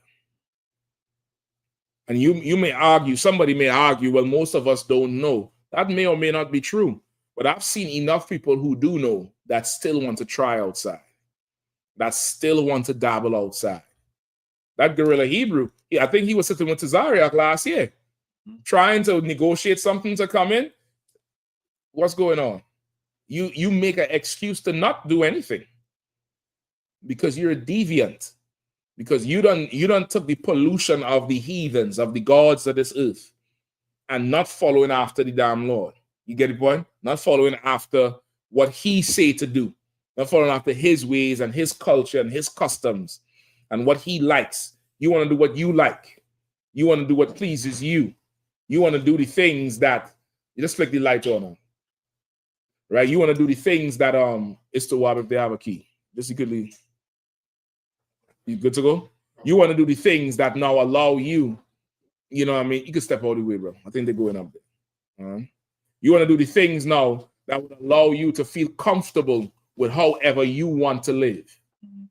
And that can't work. That can't work. So that's why the Lord said what? Abstain from the pollution of the idols. Right. Somebody coming into the truth, they're coming in from a certain lifestyle, let them just come to class. Tell them don't go back to the church no more. Right. Don't go back to the mosque no more. Don't do the things that satisfy you and make you feel comfortable. That church, brother, is super witchcraft. It's absolute witchcraft. It makes you feel good while you're in pain. It makes it's like you know, it's like a drug. It's like what's them good old strong drugs? Not the Xanax. What's the other thing? The Percocet. You know, Percocet was a prescription drug. Percocet and the Oxycontin. That's the one. That's what Christianity is for you outside the truth and all. You go to church to make yourself feel good. Nobody could tell you, nobody could say anything about what you're doing wrong. Just come here and sing praises and feel good. And that's why people say, not my Jesus. Not the Lord, you know, but my Jesus. Like you making that my Jesus is a whole new idol. Because the Muslim, or not the Muslim, the white woman or white man who says not my Jesus is different from the black woman or black man who says not my Jesus. That's two different my Jesus right there. You understand? The one the black people worshiping is about peace and love. The Jesus Trump worshiping is about putting children in cages. That's his Jesus. You get the point? They created whole new idols now. That not my Jesus is an idol. I'm telling you straight up and down. Go ahead. I remember reading something straight out of the Bible to a brother, and he turned and said, not my Jesus. It was in red. It was what Jesus said. And he said, not my Jesus. Yeah, because his Jesus is an idol. His Jesus is an idol who he shaped for himself. This is not a standard my Jesus. This is a cookie cutter Jesus. This is somebody who knows him, who knows his heart. How does my Jesus know my heart? Because I made him. I fashioned him to, he knows what I like and what I don't like. And what I don't like is the real sin. And what I like is lawful. I like pork, my Jesus said I could eat pork. I like shrimp, my Jesus said I could eat shrimp. I don't like paying no tithes. My Jesus said I don't have to pay no tithes if I don't want to. That's what that is. My Jesus is another idol. So you're going to have to stay away from the church. You're going to have to stay away from the preacher. You know what I mean? You might have to go back and forth with him a few times, some of you, because you're going to ask him the questions that we answering in here just to see if he's telling the truth or not. That's the usual progression of things, right? But as they're coming in, you want to make sure they're staying away from the pollution of the world, because you don't want to now have the Lord looking at you like some filthy, slut. Like how everybody looking at Cassie. Imagine moving from the world feeling sorry for you to the world being disgusted by you. I just hope people don't think this girl is a sister. Like we have enough on our plate to accept Cassie. I need Chappelle to come out and say the black delegate does not accept her. We refusing that. You Filipinos, you all had to eat that one. You all had to eat that thing, or Vietnamese, or whatever the hell that thing is. Because there's nothing that turns her stomach. There's nothing that drives her sick. She'll do it all for a record contract act. That's a new level of thirst. She did it all. And think about the things that just can't come out in the court. They're talking about the things that could come out. Think about the shit that just can't come out. Good night. Nasty. You don't want the Lord to look at you like that. So if that's the case, leave Diddy's house, which is the Christian church. Christian church is Diddy's house. It's Diddy's house. That's why he was on TD Jake's chest like this, with his head on TD Jake's chest. Because that's Diddy's house up in that Christian church and that Muslim mosque. I don't care how good you think your preacher is. They're worshiping a false god. Your preacher mightn't be like Diddy at all. He might be a little more manly and strict. He's still following an idol. And you should leave. You should tell him about the UPK, and he don't need to listen. You should. You should leave that thing and come up in here. And as you coming in here, you want to stay away from your birthdays and your Christmas and your Thanksgiving and Mother's Day. I think this particular sister is her mother. You want to stop celebrating Mother's Day. Why? Because it's not in the Bible. It's a day created by people who worship idols. And it's making you an idol for a day. And what is an idol? A fake God. You're making the Lord jealous by Happy Mother's Day, mommy. I can't go a day without my mama. You remember Boys to Men? Mama. You're making your mother an idol. You're making her compete with God for a day. Do you want the Lord to kill your mother? Because the Lord said, I am a jealous God. Right. I will not have no other God before me. So for a day, you are a God in your birthdays and your Mother's Day and your Father's Day and your Valentine's Day and your wedding day. All these things are created and not in the Bible. You want to start to abide by what's in the Bible. Go ahead, Shepard. It's like if I may, a precept. Come on. Come constant. The book of Amos, chapter 5, verse 21. I despise your feast days, and I will not smell in your solemn assemblies. Right. And because why? Their feast days, not the Lord's, but their feast days and their solemn assemblies are pollutions of idols. What's a feast day of the world? Christmas, Thanksgiving, Eid if you're a Muslim. And I'm talking about if you're an Israelite who follows these things. If you're an Arab, you in the middle of Gaza right now, you celebrate Eid, man, that's your day. Go bow to that stone, worship that stone, kiss that stone, and put your head in there and kiss that stone. Do it up. But if you're an Israelite, you can't follow these gods no more. You're making the Lord angry. You're making the Lord upset. And he looks at you like, this you nasty thing, man. Now I had to claim you as mine? Like the Lord, he's, remember we in his image. If you're a brother and a woman horn you and she asking to take her back, you're gonna be like, so what, I said walk the road with you after you done been with, whoever. I had to do that. If you're a parent and your child does it, know what, I had to accept you and you after you done going out there and just, been a whole mess. Like, no, I had to get, no. You know what I mean? We asking the Lord to overlook that and be like, Lord, I haven't always been right and something. Nigga, you better come in here and start fresh. Start fresh, put away the old things and come in here and sit and learn, brother, and pray that you change so much, the Lord doesn't even recognize you from the strip club. I know that went over your head. He doesn't, and I'm saying that because just like how you would look at some broad who, was filthy in the street, imagine she cleaned herself up and you'd be like, hold on, that's so-and-so? Nah, that ain't so-and-so. I'm telling you, that's her. That ain't her. Because you can't believe now she's cleaned up. You're going to have to come in here and make a whole 360 and do not look, act, talk, walk, be like who you used to be in the world. You can't be sister so-and-so from the 5th Elizabeth Pentecostal Baptist, Ebenezer Palace Church. You can't be that no more. You cannot be that no more. They better say, man, she went crazy. She with that Israelite shit. You can't be you can't be some brother who was a menace on the block, or Abdul Rahim Rahman, Mohammed. You can't be do that shit no more, man. You gotta leave that shit alone. because it's filthy and the Lord hates it. It might not seem like that to you right now, but the Lord is going to show you he don't like none of that mess. He don't like it at all. Give me let's get back to Acts 15 and 20. Oh, concept. Look at Acts chapter 15. You want verse 20, sir? Yeah. Come concept. But that we write unto them that they abstain from pollutions of idols. So you abstain from the ways of the idols, the things they do, the things they celebrate, the things they eat. Go ahead. And from fornication. And from fornication, which is what? Following after other gods.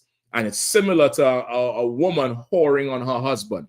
Like how the husband would look at her, that's how the Lord looks at us, following other gods. Go ahead. And from things strangled. And from things strangled, because these heathens, that was some of their methods of killing their holy food, right? Those sacrifices they make, they would strangle the thing. When with us, you cut that and let the blood flow out. You get the point? You strangle that thing, the blood stays in there. And the heathens are known for making meals with blood. You cut that thing neck and let the blood return to the earth. You're supposed to do that. You can't collect the blood for nothing. And these heathens, they're all into blood. They're all into the blood pudding. Blood pudding is very, very popular in Christianity and in Roman Catholicism. Pork pudding, blood pudding, using the blood to season stuff. Them Hamites put a whole bowl under the damn goat neck and collect everything out and make all kind of drinks with it. And it's crazy, right? We stay away from them things that strangled and from blood, right? Which is collecting the blood. You understand? We're not supposed to do those things. So it's just, that's the beginning of coming into the truth. The beginning of, if you want to understand paganism and you want to get over it and get past paganism and get past what you was doing in the past, you come into the truth, you come into the school, find a school near you, and you stop going to church. You stop celebrating the church holidays or holy days or days that's, separate for the church or the mosque or, the Muslim community or the Rastafarians. You stop celebrating birthdays. Stop celebrating Valentine's Day. That's how you start. You start with moving away from the things they do. And as you sit in here long enough, you're going to start to hear the laws of the Lord. You're going to start to hear the laws about, shape ups if you're a brother. That's the next hurdle. After that, you could get past the birthdays. You had to go get a lineup because you never had so much bush on your face or on your hair. It's just too much. It's just crazy. You had to go get a lineup. You hear the laws on it. Now you ain't getting no more lineup. You could trim your hair and groom yourself and get braids or whatever. You a sister, all of a sudden, them dresses that you used to pose all the way with that showed every curve of you. Every curve. That guy, see, she went in there with a skin-tight dress today to show she pregnant. Was to get sympathy. Like, they did this to a woman. Now she's a woman. Right? Before, she used that for her advantage, but now we need to remember she's a woman. Nah, you started, do away with all the tight stuff and, the form-fitting stuff that would accentuate your curves that is made to be sexually appealing, because in the heathen world, what they would call the Holy Spirit is usually fueled by some sexual act or some sort of something to do with sex. That's why, all the dancing in the church. All that dancing in the church, brother, it's that, that's why the woman started to shake and fall to hell out. They damn near having an orgasm in the damn church. And okay, you might say that and it would offend a Christian, but ask them, why do they love pastors so much? Because there's nothing about the Lord there. This is a sexual thing. Why is adultery so easy in the church? Or in the mosque, or anywhere else, because it's a sexual thing. They damn near think the sexual urge, the horny feeling, is the Holy Spirit. They damn near think that's how it goes. You understand? And nobody ever says anything about it or does anything to change it, which is why you got to leave that shit alone. You start to come to the class, your first class, you might come in pants if you're a woman. The guy gonna pull you aside to listen, sis. When you come to class, you gotta have a skirt on, you gotta have a dress. Now you show up next week with a dress, but the dress is like the God had to look away when he talking to you. All right, sis, yeah, go sit over there. Over here, you mean? No, over there. Over here, sit wherever the fuck you want. You ain't looking because she have all the curves and the tires. She had the Michelin curves outside her. Go ahead. So the scene you were just putting together, like with the Christian church, with the dance and all that, and they love the pastor. Sound like the pastor is like the necromancer or something, and it's a big orgy going on. He's the pimp. Concert. The pastor is the pimp, and the church is built to seduce women. That's why he wears a suit. That's why he shaves his face. That's why he talks a certain way. That's why the lights is dimmed low in the church. Why is the lights dimmed so low? Why is there flowers, in the pews and the ways? Like, which man likes that shit? Which man likes that? Which man drives around with, brothers like tints in the cars? But you driving around with tints in your cars and flowers on the seats and some old hummy, lovey music. That's not going to attract a man. He might have some tints, but you hearing something shaking. He pulled down that damn glass, and it's you hearing that bass hitting. You get the point? That whole thing is to attract women because this is the way of the heathens. The way of the heathens is, is say the serpent from the garden.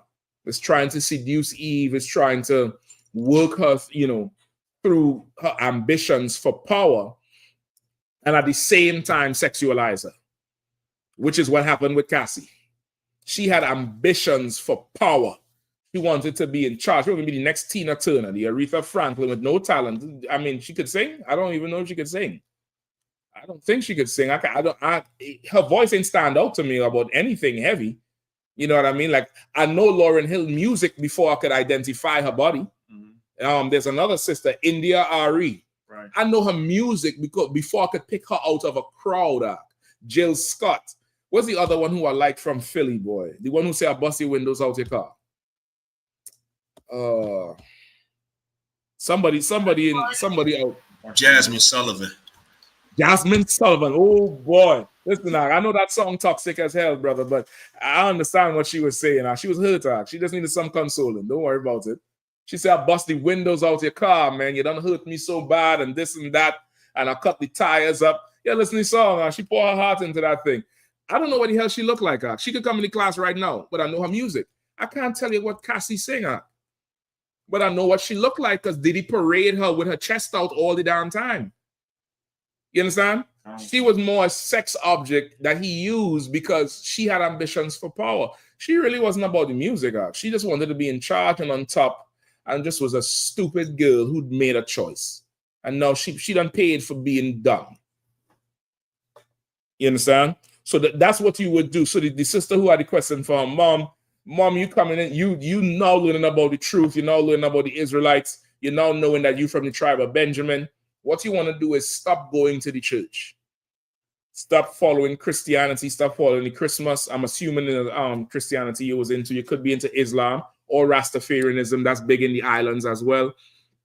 You want to stop following their customs as you coming into the truth. You want to ask every single question you have about the Bible, about life, about men, women, children, how to treat animals, everything.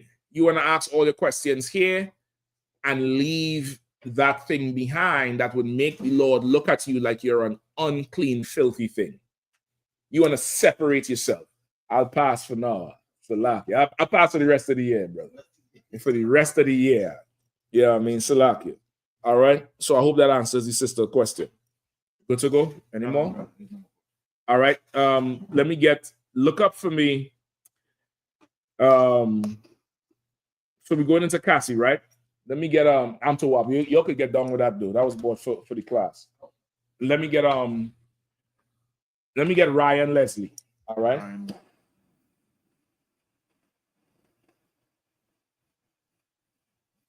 Right. Let me get Ryan Leslie.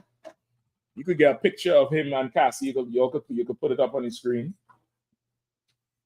Right. Put it up where everybody else is lined up on one side, not just me on the picture. You know the option? Yeah, kind of. Where everybody's on one side and then the picture is there. Like just Cassie and Ryan Leslie, or you could just get. There's one with Diddy there too. Yeah, kind of. All three of them. Yeah. Okay, give me that second. So let's go. He was with this brother. I believe he's a brother. All right. I think for all intents and purposes, he is a brother. Ryan Leslie, right? He was a producer. Is there any history on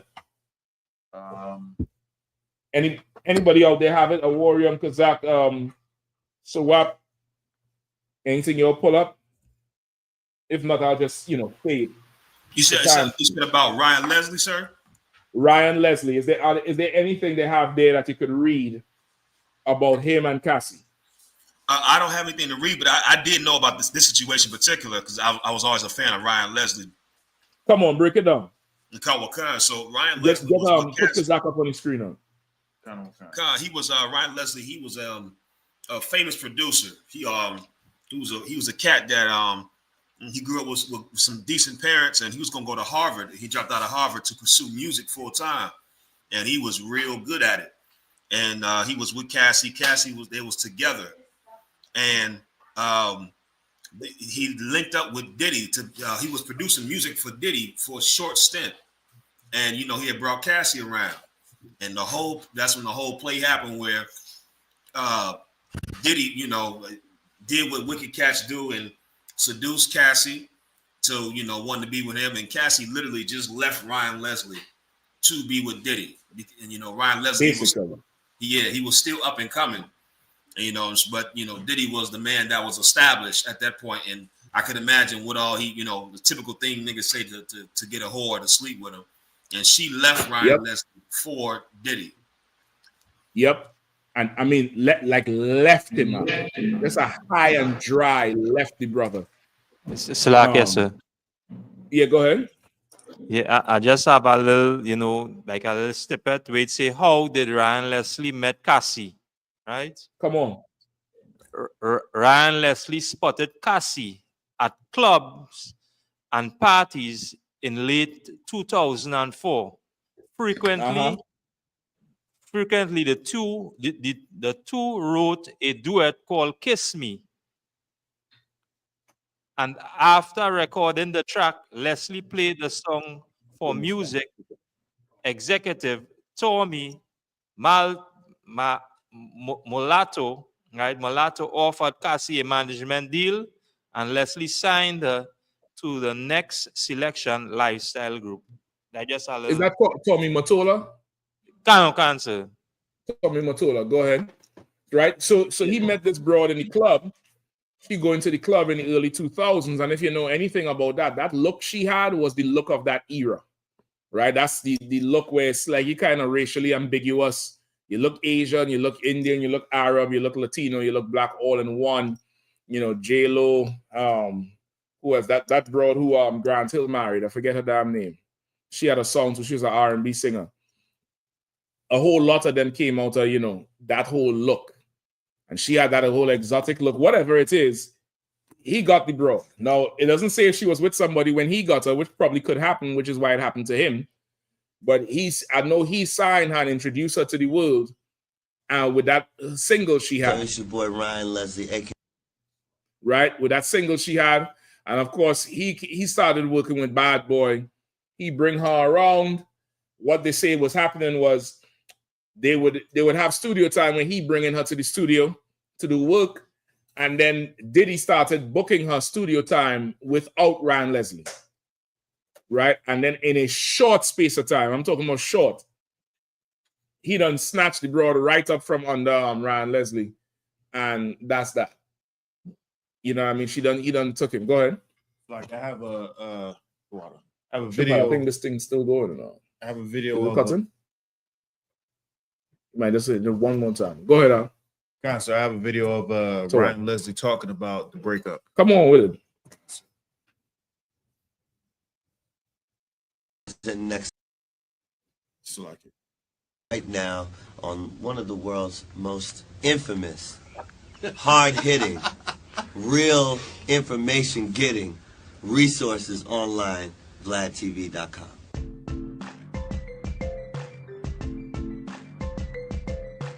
time that she signed that first deal and you guys working together, Yeah. was this a romantic Is this relationship? Vlad? I don't know if you could play Vlad or no. Vlad might copyright the shit.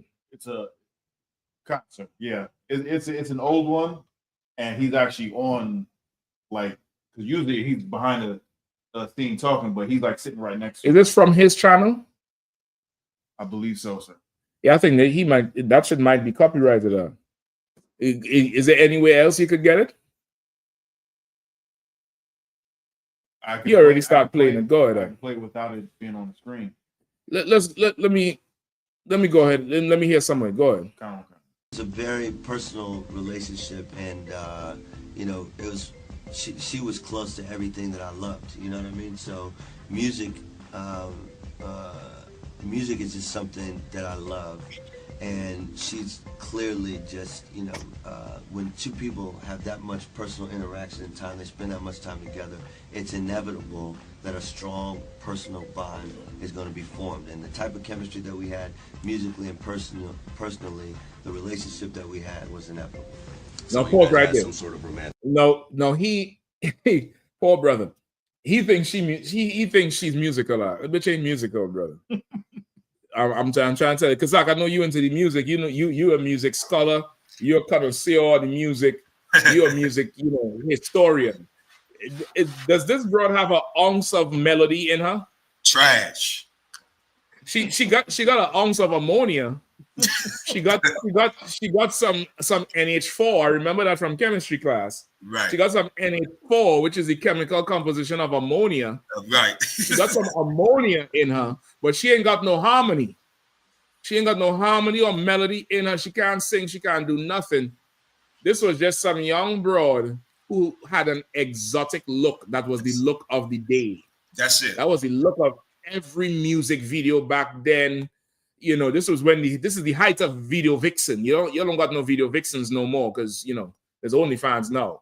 But this is the height of video vixen in the industry, where every broad had that straight hair, that little skin, that whole skinny frame. Nothing against a sister who's slimmer than another one, but that was the look. And he done, you know, he gave his heart to this broad, and that's fine. But the problem was she's a heathen. Give me Tobit 4 and 13. Let me Tobit 4 and 13 real quick. All right. Who was it?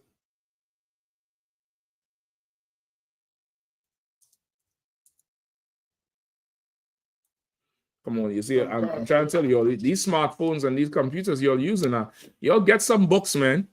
Y'all get some books. This is an order. Get a book bag. Go to a damn a back to school thing. I'll tell them you have 4 kids and get some book bags. Get a book bag. Get a Bible. Get your Apocrypha. Get your Babylon to Timbuktu. Get a picture of Caesar Borgia. Get your Bible dictionary and come to class with that shit. I'm waiting on these phones to load, and you could flip a page. You understand? Come to class with your book bag, Akim. Goddamn, I still got mine. Y'all don't know nothing about this shit here. I got notes older than y'all, in the truth. Come on, man. Let's go. Come. The book of Tobit, chapter 4 and verse 13.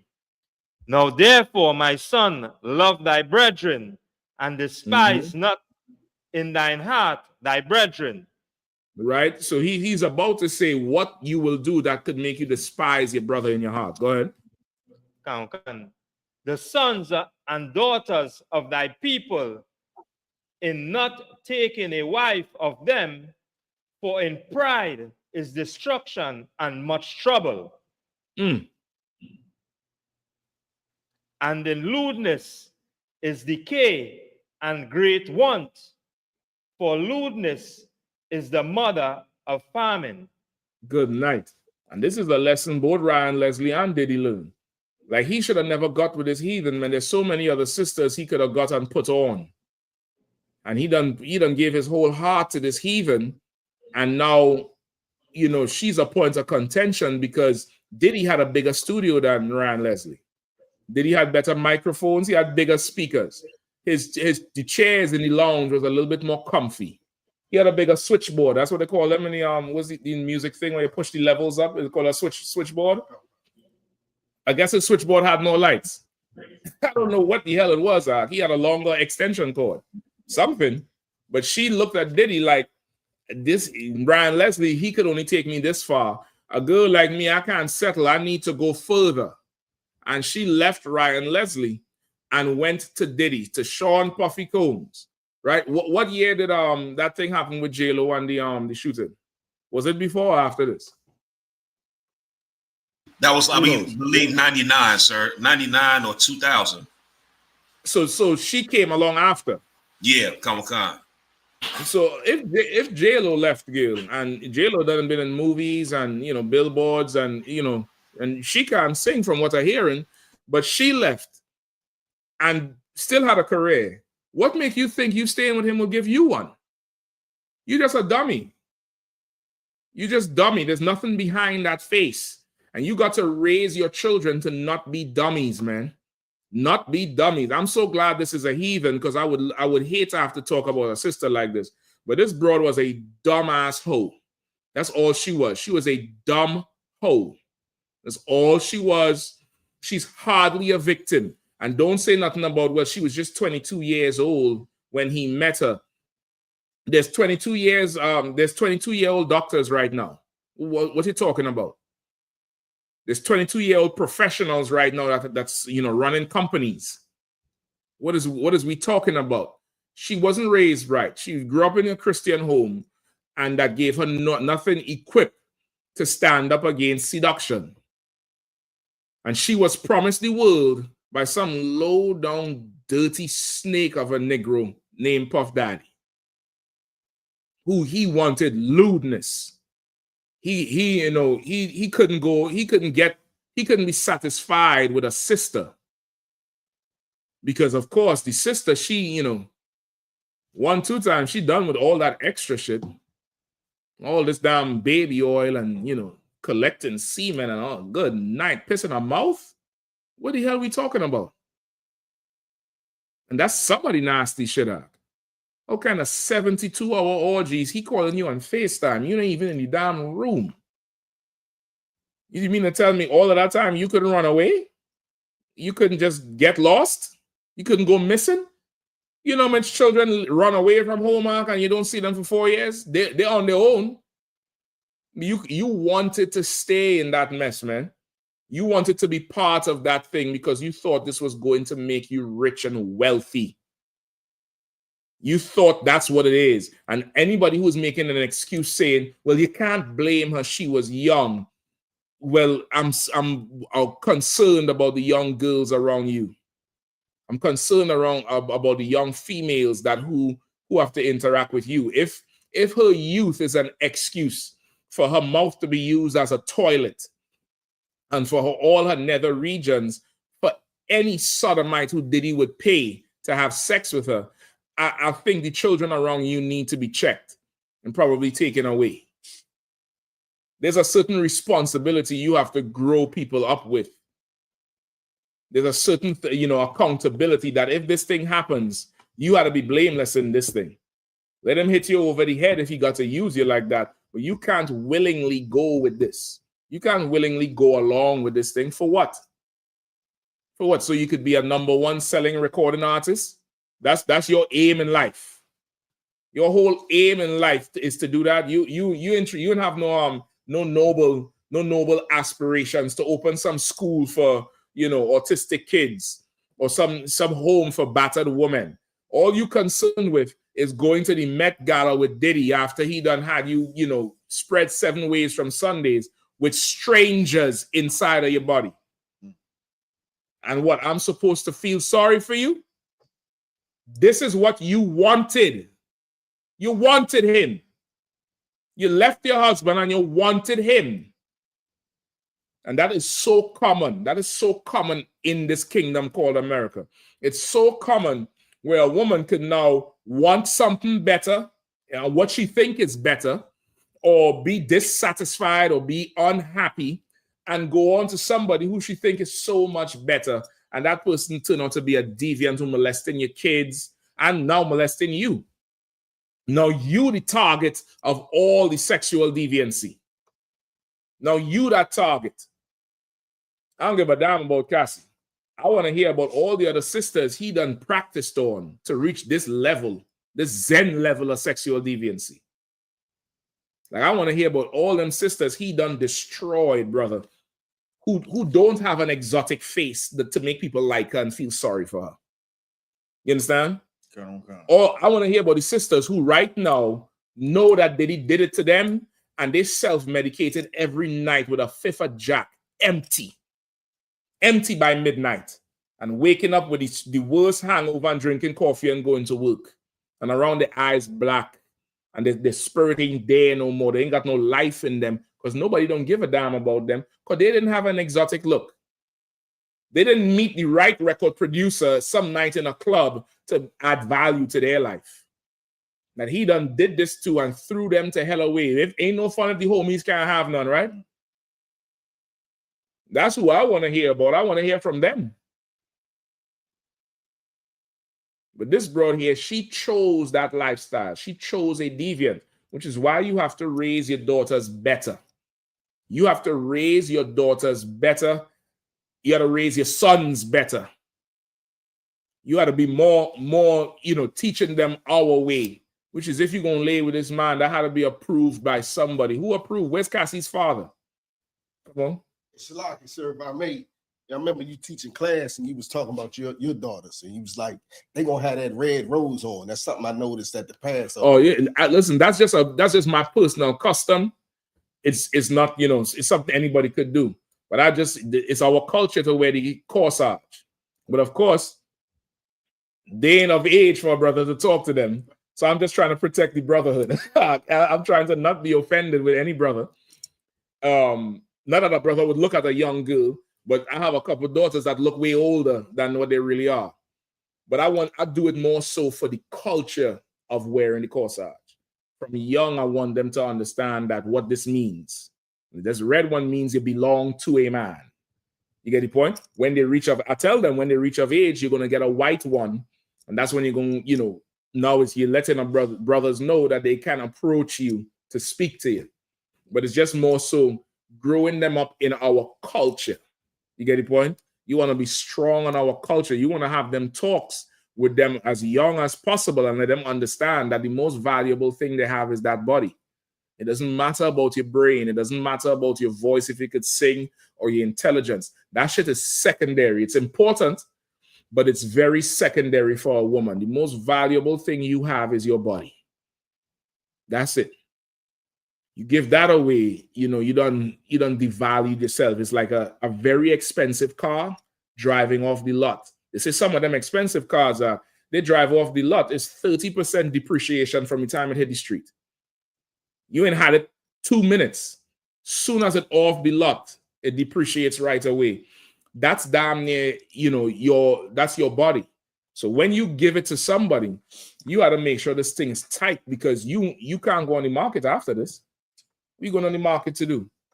You get the point? And it's a testimony of how far we've fallen as a people. We've fallen very, very far where you pass around these broads for just sexual pleasure because you don't following after the pollution of this lifestyle that we live in, the pollution of these gods. This oppressor, that's how he functions. That's how he operates.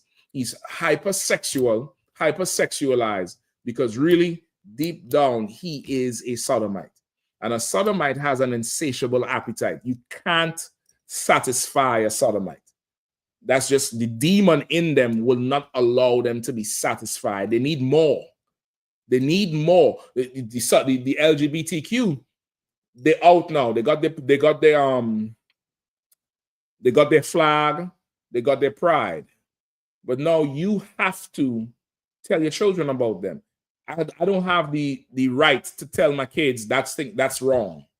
Now, every little thing that you say and do about them, they try to bully you back for it.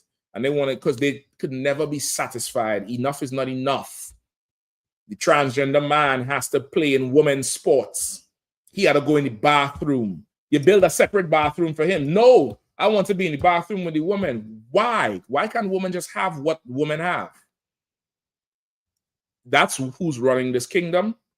And that's who's Diddy is patterning after. He's patterning after that. Give me Leviticus 18 and 22. Right? That's who Diddy is patterning after. And hold 1 Corinthians 6 and 9. We almost there. Give me 5 more minutes, we done. Give me Leviticus 18 and what I say, 22 or 21? Said 22. 21? 22. Let's start at 22. Got on kind. Leviticus 18 and 22. Hold on, start at 20. Leviticus 18 and 20. Moreover, thou shalt not lie carnally with thy neighbor's wife, to defile thyself with her. Now, if Diddy and them wasn't Christian, they would understand this. You can't lie carnally with your neighbor's wife. And that brother Ryan Leslie, that was his neighbor, that was his brother, that's his brother in business.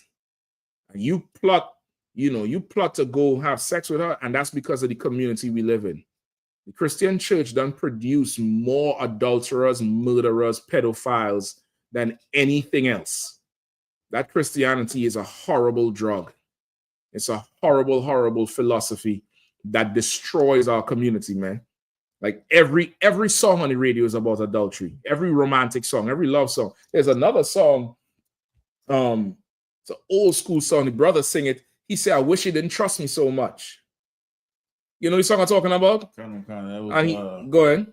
Oh, crazy ass brother. I mean, it sounds funny as hell, but it's evil as hell too. Oh, man. I forget his name.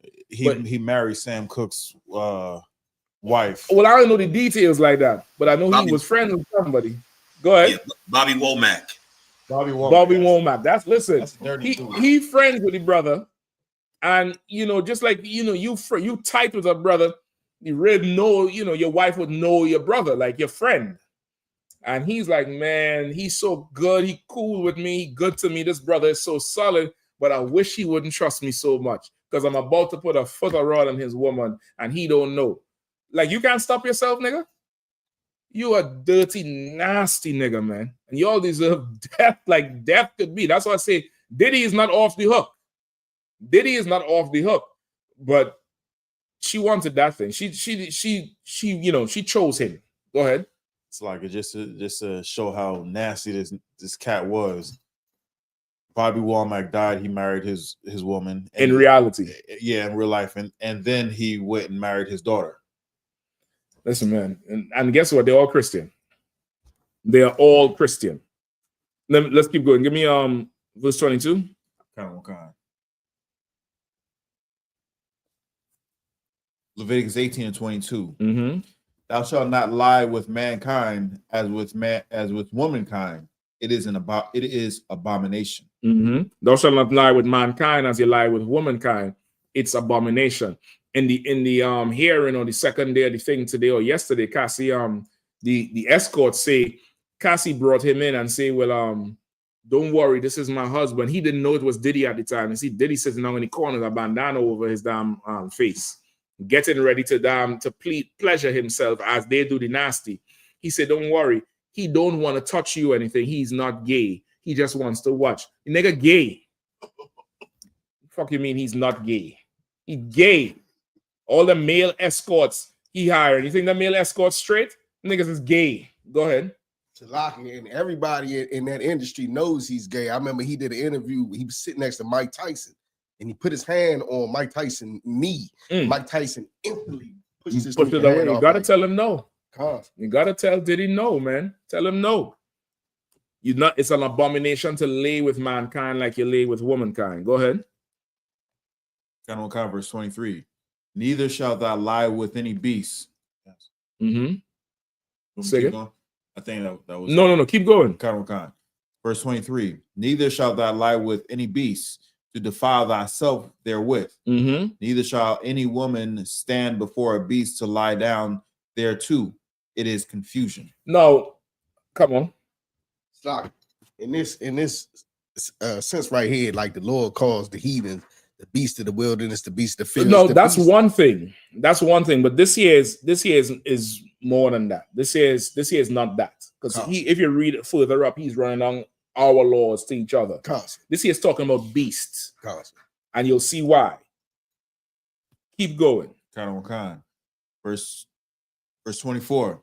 Defile not you yourselves in any of these things, for in all these the nations are defiled, which I cast out before you. Why is the law telling us not to be homosexual and not practice bestiality?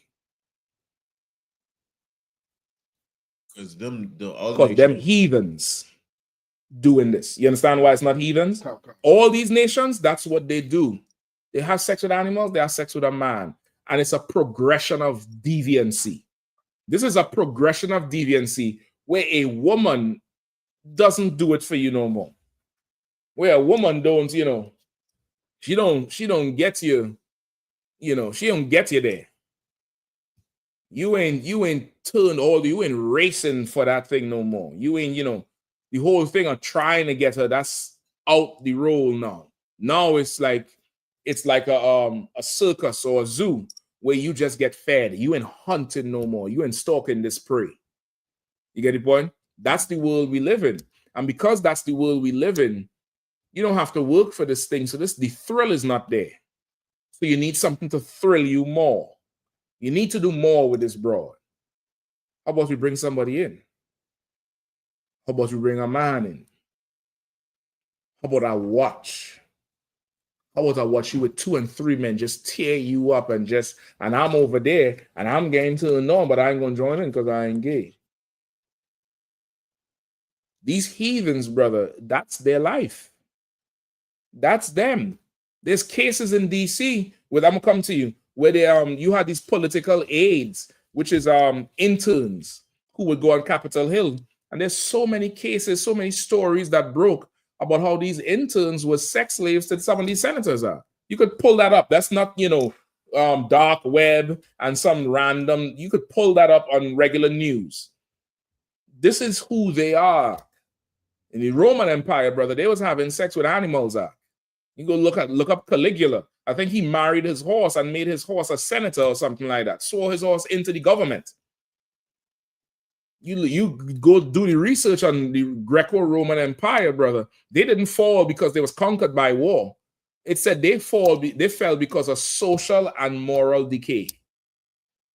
And that thing that he doing there where he would have the people and them have sex with this woman and he would watch, that's normal for Roman society. They would have those type of parties and there's people just there doing it. You get the point? And you could join in if you want or don't join in. You could have a animal if you want. You could make the animal have the woman. That's why I say in verse 23, a man ain't supposed to lay with a beast. Neither a woman is to lay with a beast. Why? Because that's what the heathens do. We don't do that nasty shit.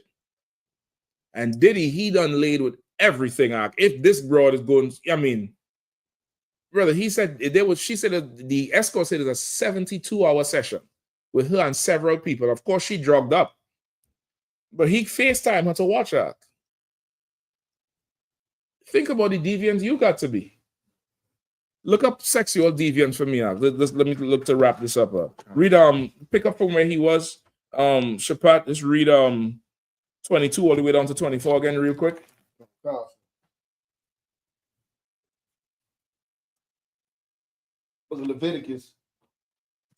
of Leviticus, chapter 18, verse 20. You said 22? 22 to 24, quickly. Let me know when you get sexual deviant. Thou shalt not lie with mankind as with womankind. Mm-hmm. It is an abomination. Neither shalt thou lie with any beast to defile thyself therewith. Neither shall any woman stand before a beast to lie down thereto. Mm-hmm. It is confusion. That's what the heathens do. The heathens do this thing. Dog is a man's best friend. I wonder why. When the dog in the bed with you, kissing you in the mouth. That's what the heathens do, because the sex the Lord said is okay to have, it's too boring for them. It's way too boring. First these sisters get boring. So you gotta go get some white woman or some foreign thing, some old nasty thing like Kim Kardashian. That's Kanye West. He's another sexual deviant. Absolute deviant. You get the point? Like anytime you see a brother going that far, Shannon Sharp, deviant. You see Shannon Sharp, he's about 6'4", muscle bone nigga. you know, the old big old square jaw that Esau like, but quintessentially he would be what they would call a high value man. Nasty old piece of white trash. That's what he go after. Nasty old piece of white trash. That's what he did. Some old young piece of trash. Because he's a deviant act. He can't step to no broad on a, you know, on any kind of level. And, you know, how the broad be like, God damn, that's Shannon Sharp, whatever. Like, when was the last time you see some sister say that about a brother? Yeah, only in here. I can tell you that straight up and down. Only in here. You get the calls. Can't lead a call and say, hey, that brother down there, XYZ. Yeah, the sister calling me about him all the time. Crazy over this brother. Please let him know. We get them calls in here. Because the men in here ain't deviants.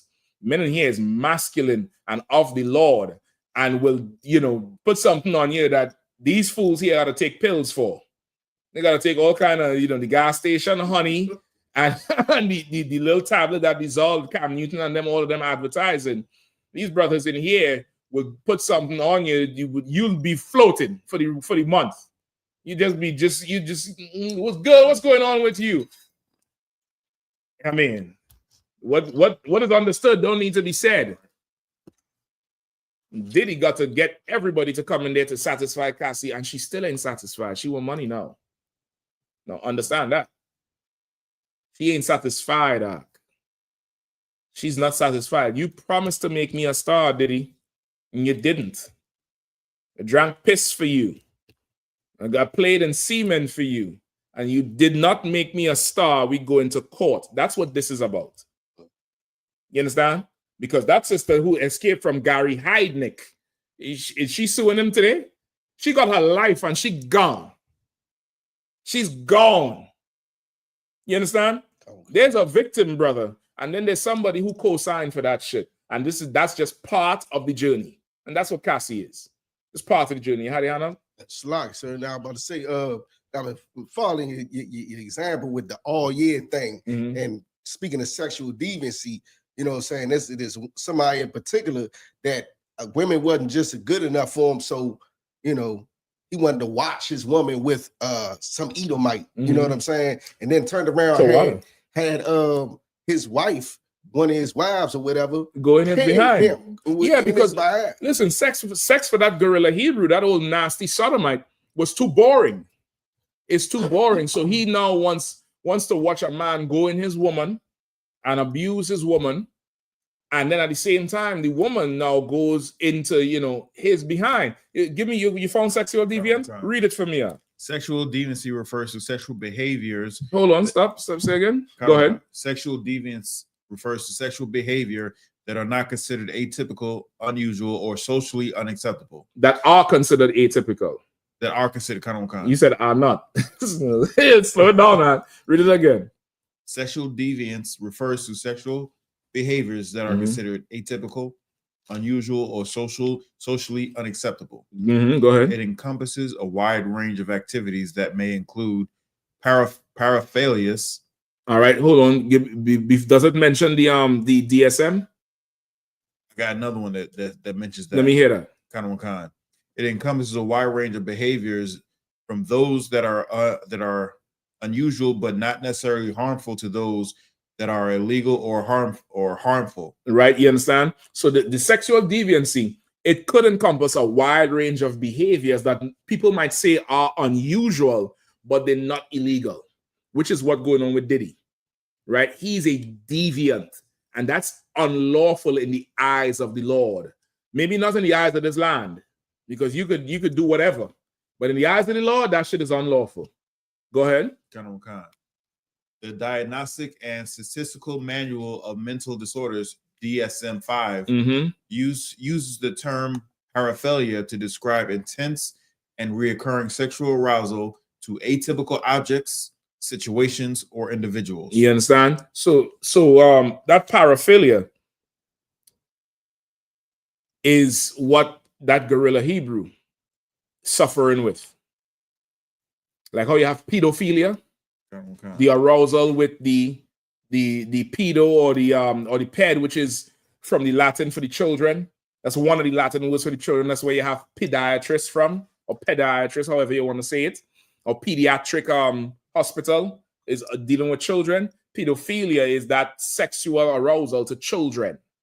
The paraphilia is like where you get the word paraphernalia from. You objects sexually arouse you, which is what that gorilla Hebrew was. Diddy is all of them, right? He's all of them. Give me some more. Hold on, this. You have key aspects. Let me see him. Let me read it here for time's sake. Go ahead. Key aspects of sexual deviance. Paraphilia. In context of mental health, the term paraphilia is used to describe sexual interests or behaviors that deviate from the norm and are considered problematic. Go ahead. Cultural and historical context. What is considered deviant is often culturally and historically specific, meaning that behaviors that are considered deviant in one society or time period may not be in another. Which is why the Lord said, don't have sex with a man the way you'd have sex with a woman. Don't lay down with these beasts. For these other nations, that's what they're doing. That's why it's saying it's culturally acceptable over there. But here, we don't do no shit like that. He's laying it down. It's culturally acceptable over there to get some Filipino or, some Asian. Captain Kirk, you remember Star Trek? He go over and had sex. He kissed every alien on Star Trek. Every goddamn alien he having sex with. That's the appetite of the white man. Imagine you make a show and brother, some alien, and somehow he always have to have all of them. You wouldn't think like, well, surely I can't touch that thing. I got a bad, John back home. That's, when as soon as I get back from these light years, she gonna get some light raw. You get the point? You having sex with every alien. That's him now. That's his appetite. And if his appetite in a fantasy world, like how Gorilla Hebrew talk about the fantasy, is to have sex with an alien, with a two-headed alien or some lizard woman, what do you think he's doing on Earth with that dog? What do you think he's doing with that monkey? What do you think he's doing with them elephants that would trample them? What do you think he's doing with the whale in the damn aquarium that just would kill them after a while? He's a deviant, like all these heathens are deviants, and we ought not to be. And it's part of the DSM-5 mental illness. Being a deviant is a mental illness that comes from many different things, usually some childhood trauma or some developing, around the developing age, you over-sexualized in one thing or the other. You just over-sexualize, and it's like a gateway. You start here, and then that thing gets boring. So you got to add this, you got to add that, and you got to add that. And before long, you need 72 hours of sex. Brother, you know how much time this nigga done waste? Satisfying himself, and he ain't satisfied. There's no satisfaction. You get the point? There's none. He had to keep going and going and bigger and more and more. You saw the video when he crashed out in his office. So he said, I get what I want. I get what I want. And he mashed up the phone. That's who you're dealing with. He's a deviant. Cassie chose him. She wanted him. Kazak, where's that Ryan Leslie now? I haven't heard. They blackballed him. They blackballed him. I would imagine he done married and went on and had kids and stuff. I couldn't even tell you, sir. He been so reclusive. I couldn't even tell you. Listen, we don't know where he is at. We don't know if he got somebody tied up in the basement, but we do know what Diddy got. You understand? We do know what Diddy got. He done had women. He done had kids by many women. So, the appetite for women is, you can't say, well, he didn't have women. He had women. You understand? So what stopped? He was with Steve Harvey's daughter. Took her from the son. He got a problem with property. He have a problem with covetousness, being jealous and envious. The son was with Steve Harvey's daughter. He took her from him. Come on. Like when you said that, I just remember something. One of the Wayans brothers, bald-headed one, Damon Wayans. Someone asked Marlon, is it true that he took a woman from one of the nephews? And he was like, man, he's done that to all of us. he has a problem with taking other people's women, and he doesn't even stop at. I saw his that family. interview. I saw that, and he justified the thing too. They asked him, well, what happened? He's like, man, you should have seen her. He said, I had to have her. It doesn't matter if she belongs to somebody. That's the culture, and they're Christian. You can't afford to be a Christian because that's what Christians do. Cassie Christian, Diddy Christian. You can't afford that, man. You had to step away from that. Let's give me a little more of this mental illness. You skip me down to the number 3. Examples. Examples of sexual deviance, fetishism, asexual interest in non-genital objects or parts of the body. Listen, that's him. Go ahead. Sadism and masochism, sexual arousal through inflicting or receiving pain, voyeurism and exhibitionism, sexual arousal from observing others or exposing oneself. He's a deviant. That's his defense. His defense is, I just like to watch people have sex. I mean, it ain't that crazy, Ak. There's a whole industry. It's called pornography. It's a multi-billion-dollar industry. Donald Trump went from watching the video with the broad. What's her name? Stormy Daniels. He went from watching a video with Stormy. He went from watching the storm till he had to be in the storm. It ain't that crazy, you know. It's every day. That's where you get your OnlyFans from and your sneaky links and flying people out. Like what Diddy's doing, this is the everyday lifestyle that people have now. You understand? It's the everyday, it's so instant. You don't have to put no work into it. It's transactional. You could get it. But the problem is when you get it, you eat it, but you're still empty. So what's the natural thing? Go get more. Go get more. And if this is not filling you up, well, maybe I need more of more. And before long, brother, you in a room freaking off with forcing some sodomite who is a stripper to have sex with a broad. You understand what I'm saying? That's Diddy. Let me get this last thing and then we're done. Give me 1 Corinthians 6 and 9. And Bukwash, pull it up on the screen with the interlinear one. Blue Letter Bible. Quickly. Right? Never forget, Cassie chose this dude. She chose him. And if you are sister thinking that she didn't choose him, she was seduced, you're silly and you're a dumb woman, and the same thing is going to happen to you. What you want to do, sisters, if you're out there, you Black, Hispanic, or Native Indian, and you a woman, the man who you're having sex with now, that's your husband. That's your husband. You better let him know that's your husband. You're having sex with him, that's your husband. You a sister, you may not be involved with anybody right now. Before you open your legs and lay down again because you're lonely, because you're feeling lonely and you need to feel love and you need to feel something, you want to call the Israelite school at UPK and ask for that man to be approved. Have somebody choose that man for you. Because men have a extreme sense of security and, a good radar on danger. And what could be wrong and what could be right. And a man will be able to say, this is not the brother for you. This is not the man for you. You shouldn't do that. You brothers, you do the same thing. You might have some deviancy yourself, chasing after some heathen. And you trying to pass off as some sister, which is what these fake Israelites do. They go get some heathen and say she's from the tribe of Asher. The tribe of Asher catch more strays for heathens than anybody. I don't know what it is. Them fake Israelites always try to say they're from Asher or Naphtali. Like we can look and see this is a devil you trying to bring into the truth. You get the point? Trying to shame Asher and Naphtali.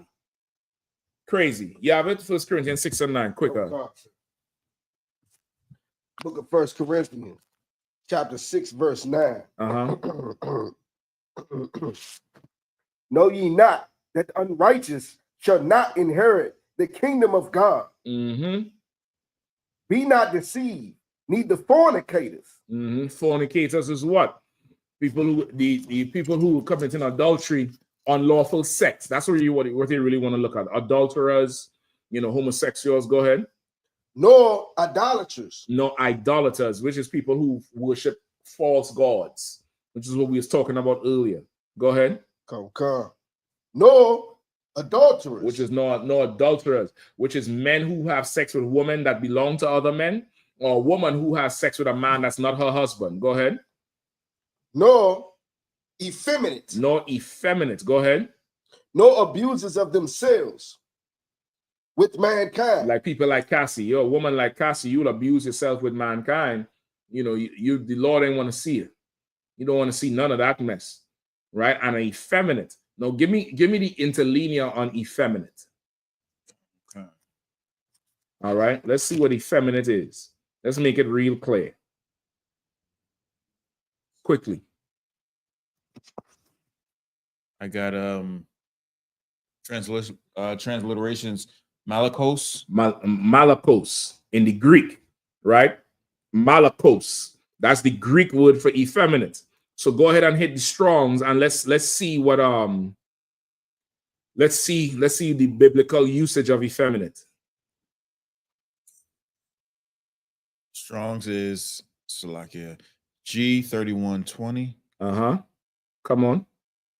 What's the first outline of the biblical usage? I could read it for time's sake.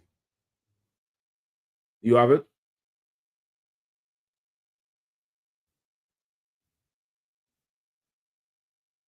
Outline for biblical Khan. Outline for biblical usage is soft to the touch. Right, soft to touch. Soft. Go ahead. Khan. That means metaphorical. Metaphorical in a bad. It's like it in a bad sense. So now, be it soft to touch. You might think, okay, that's effeminate. It's saying you soft in a bad way. There's a good way when you soft, meaning you able to, you know, you ain't got to be rah all the goddamn time. But then you soft, but in a bad sense of soft. That's one context of effeminate. Keep going. Effeminate. Of a catamite. Of a catamite. Look up the meaning of the word catamite. Keep going. Of a boy kept for homosexual relations with a man. That's what effeminate is. A boy kept for homosexual relations with a man. Go ahead. A male who submits his body to unnatural lewdness. So now when Gorilla Hebrew says okay to, you know, do whatever, the marriage bed is we say it's undefiled, right? It's not polluted. Well, effeminate says a male who submits his body, you bent over. The broad say, you know, you hold that pose well. You bend over so goddamn good. You good and bent, Gorilla Hebrew. You bend over so good. You submit your whole body to an unnatural lewdness with something going up in your tail. You just like Diddy. And them nasty hoes you had pegging you just like Cassie. Just vomit and just filthy and disgusting. You have it? Catamite? Oh, God. Go ahead. What's a catamite? In ancient Greece and Rome, a catamite. In where? Ancient Greece and Rome. You see where the society, where that shit coming from, right? And not that it started there. That shit started in Egypt. But Greece and Rome then took it and, you know, made it bigger. Go ahead. Come. A catamite was a pubescent boy who was the intimate companion of an older male. Usher was a catamite to Diddy. Justin Bieber was a catamite.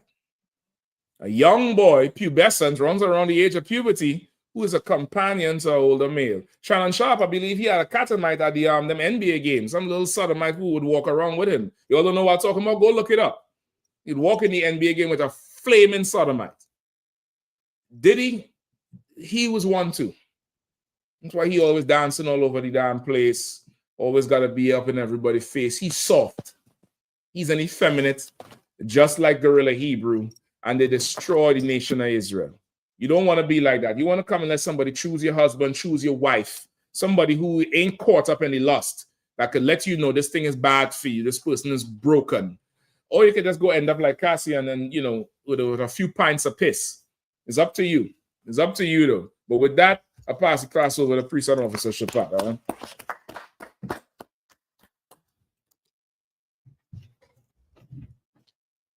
I.S.U.P.K security announcements. We the I.S.U.P.K out of 1 West 125th Street, Harlem, New York, under Commander General Yahanna. Rules for new brothers and sisters. When a new brother or sister comes to the school, they're off limits for 6 months. They're to be saluted only. They're here to shade themselves of the world. After 6 months, if a brother or sister has an interest in a particular person, he or she must get permission from the head to speak to a brother or sister. There's another 6 months in which the brother or sister will court each other. After the 6-month period, if a brother or sister has an interest in a particular person, he or she must get permission. After the 6-month period, the brother or sister will get permission from the head to marry. Tithes, which is commandment. You can find this in the book of Numbers, chapter 18, verse 21, and the book of Malachi, chapter 3, verse 8 through 10. Means 10th in Hebrew and it's pronounced ma'ashara.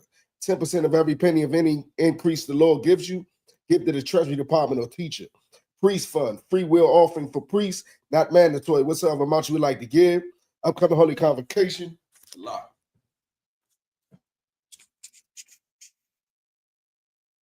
Feast of First Fruits starts after the Sabbath. The Feast of Unleavened Bread, sundown, April the 20th, 2025. Count 50 days. Celebrate the 50th day, Sunday to June the 8th, 2025. Start before sundown. You can find this in the book of Leviticus chapter 23, verse 10 through 22. Also, we are in cookout season.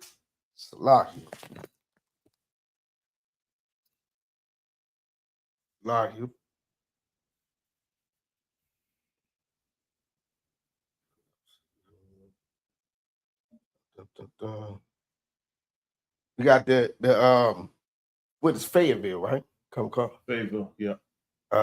Fayetteville, North Carolina. You know what I'm saying? The Fayetteville, North Carolina cookout, July the 3rd to July the 6th.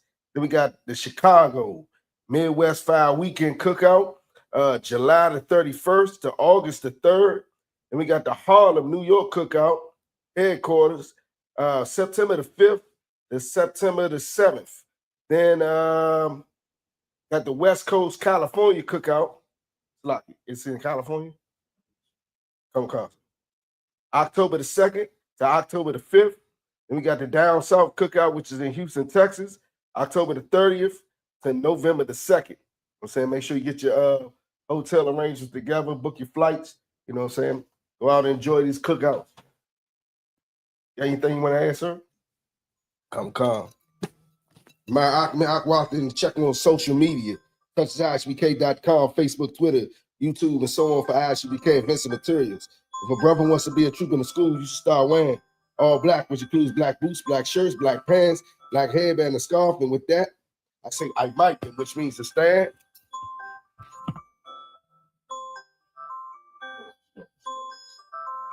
Individual, we give a courtesy salute to the teacher. Individual, man Shabbat. Hey, Yahanna, got your matah, class dismissed.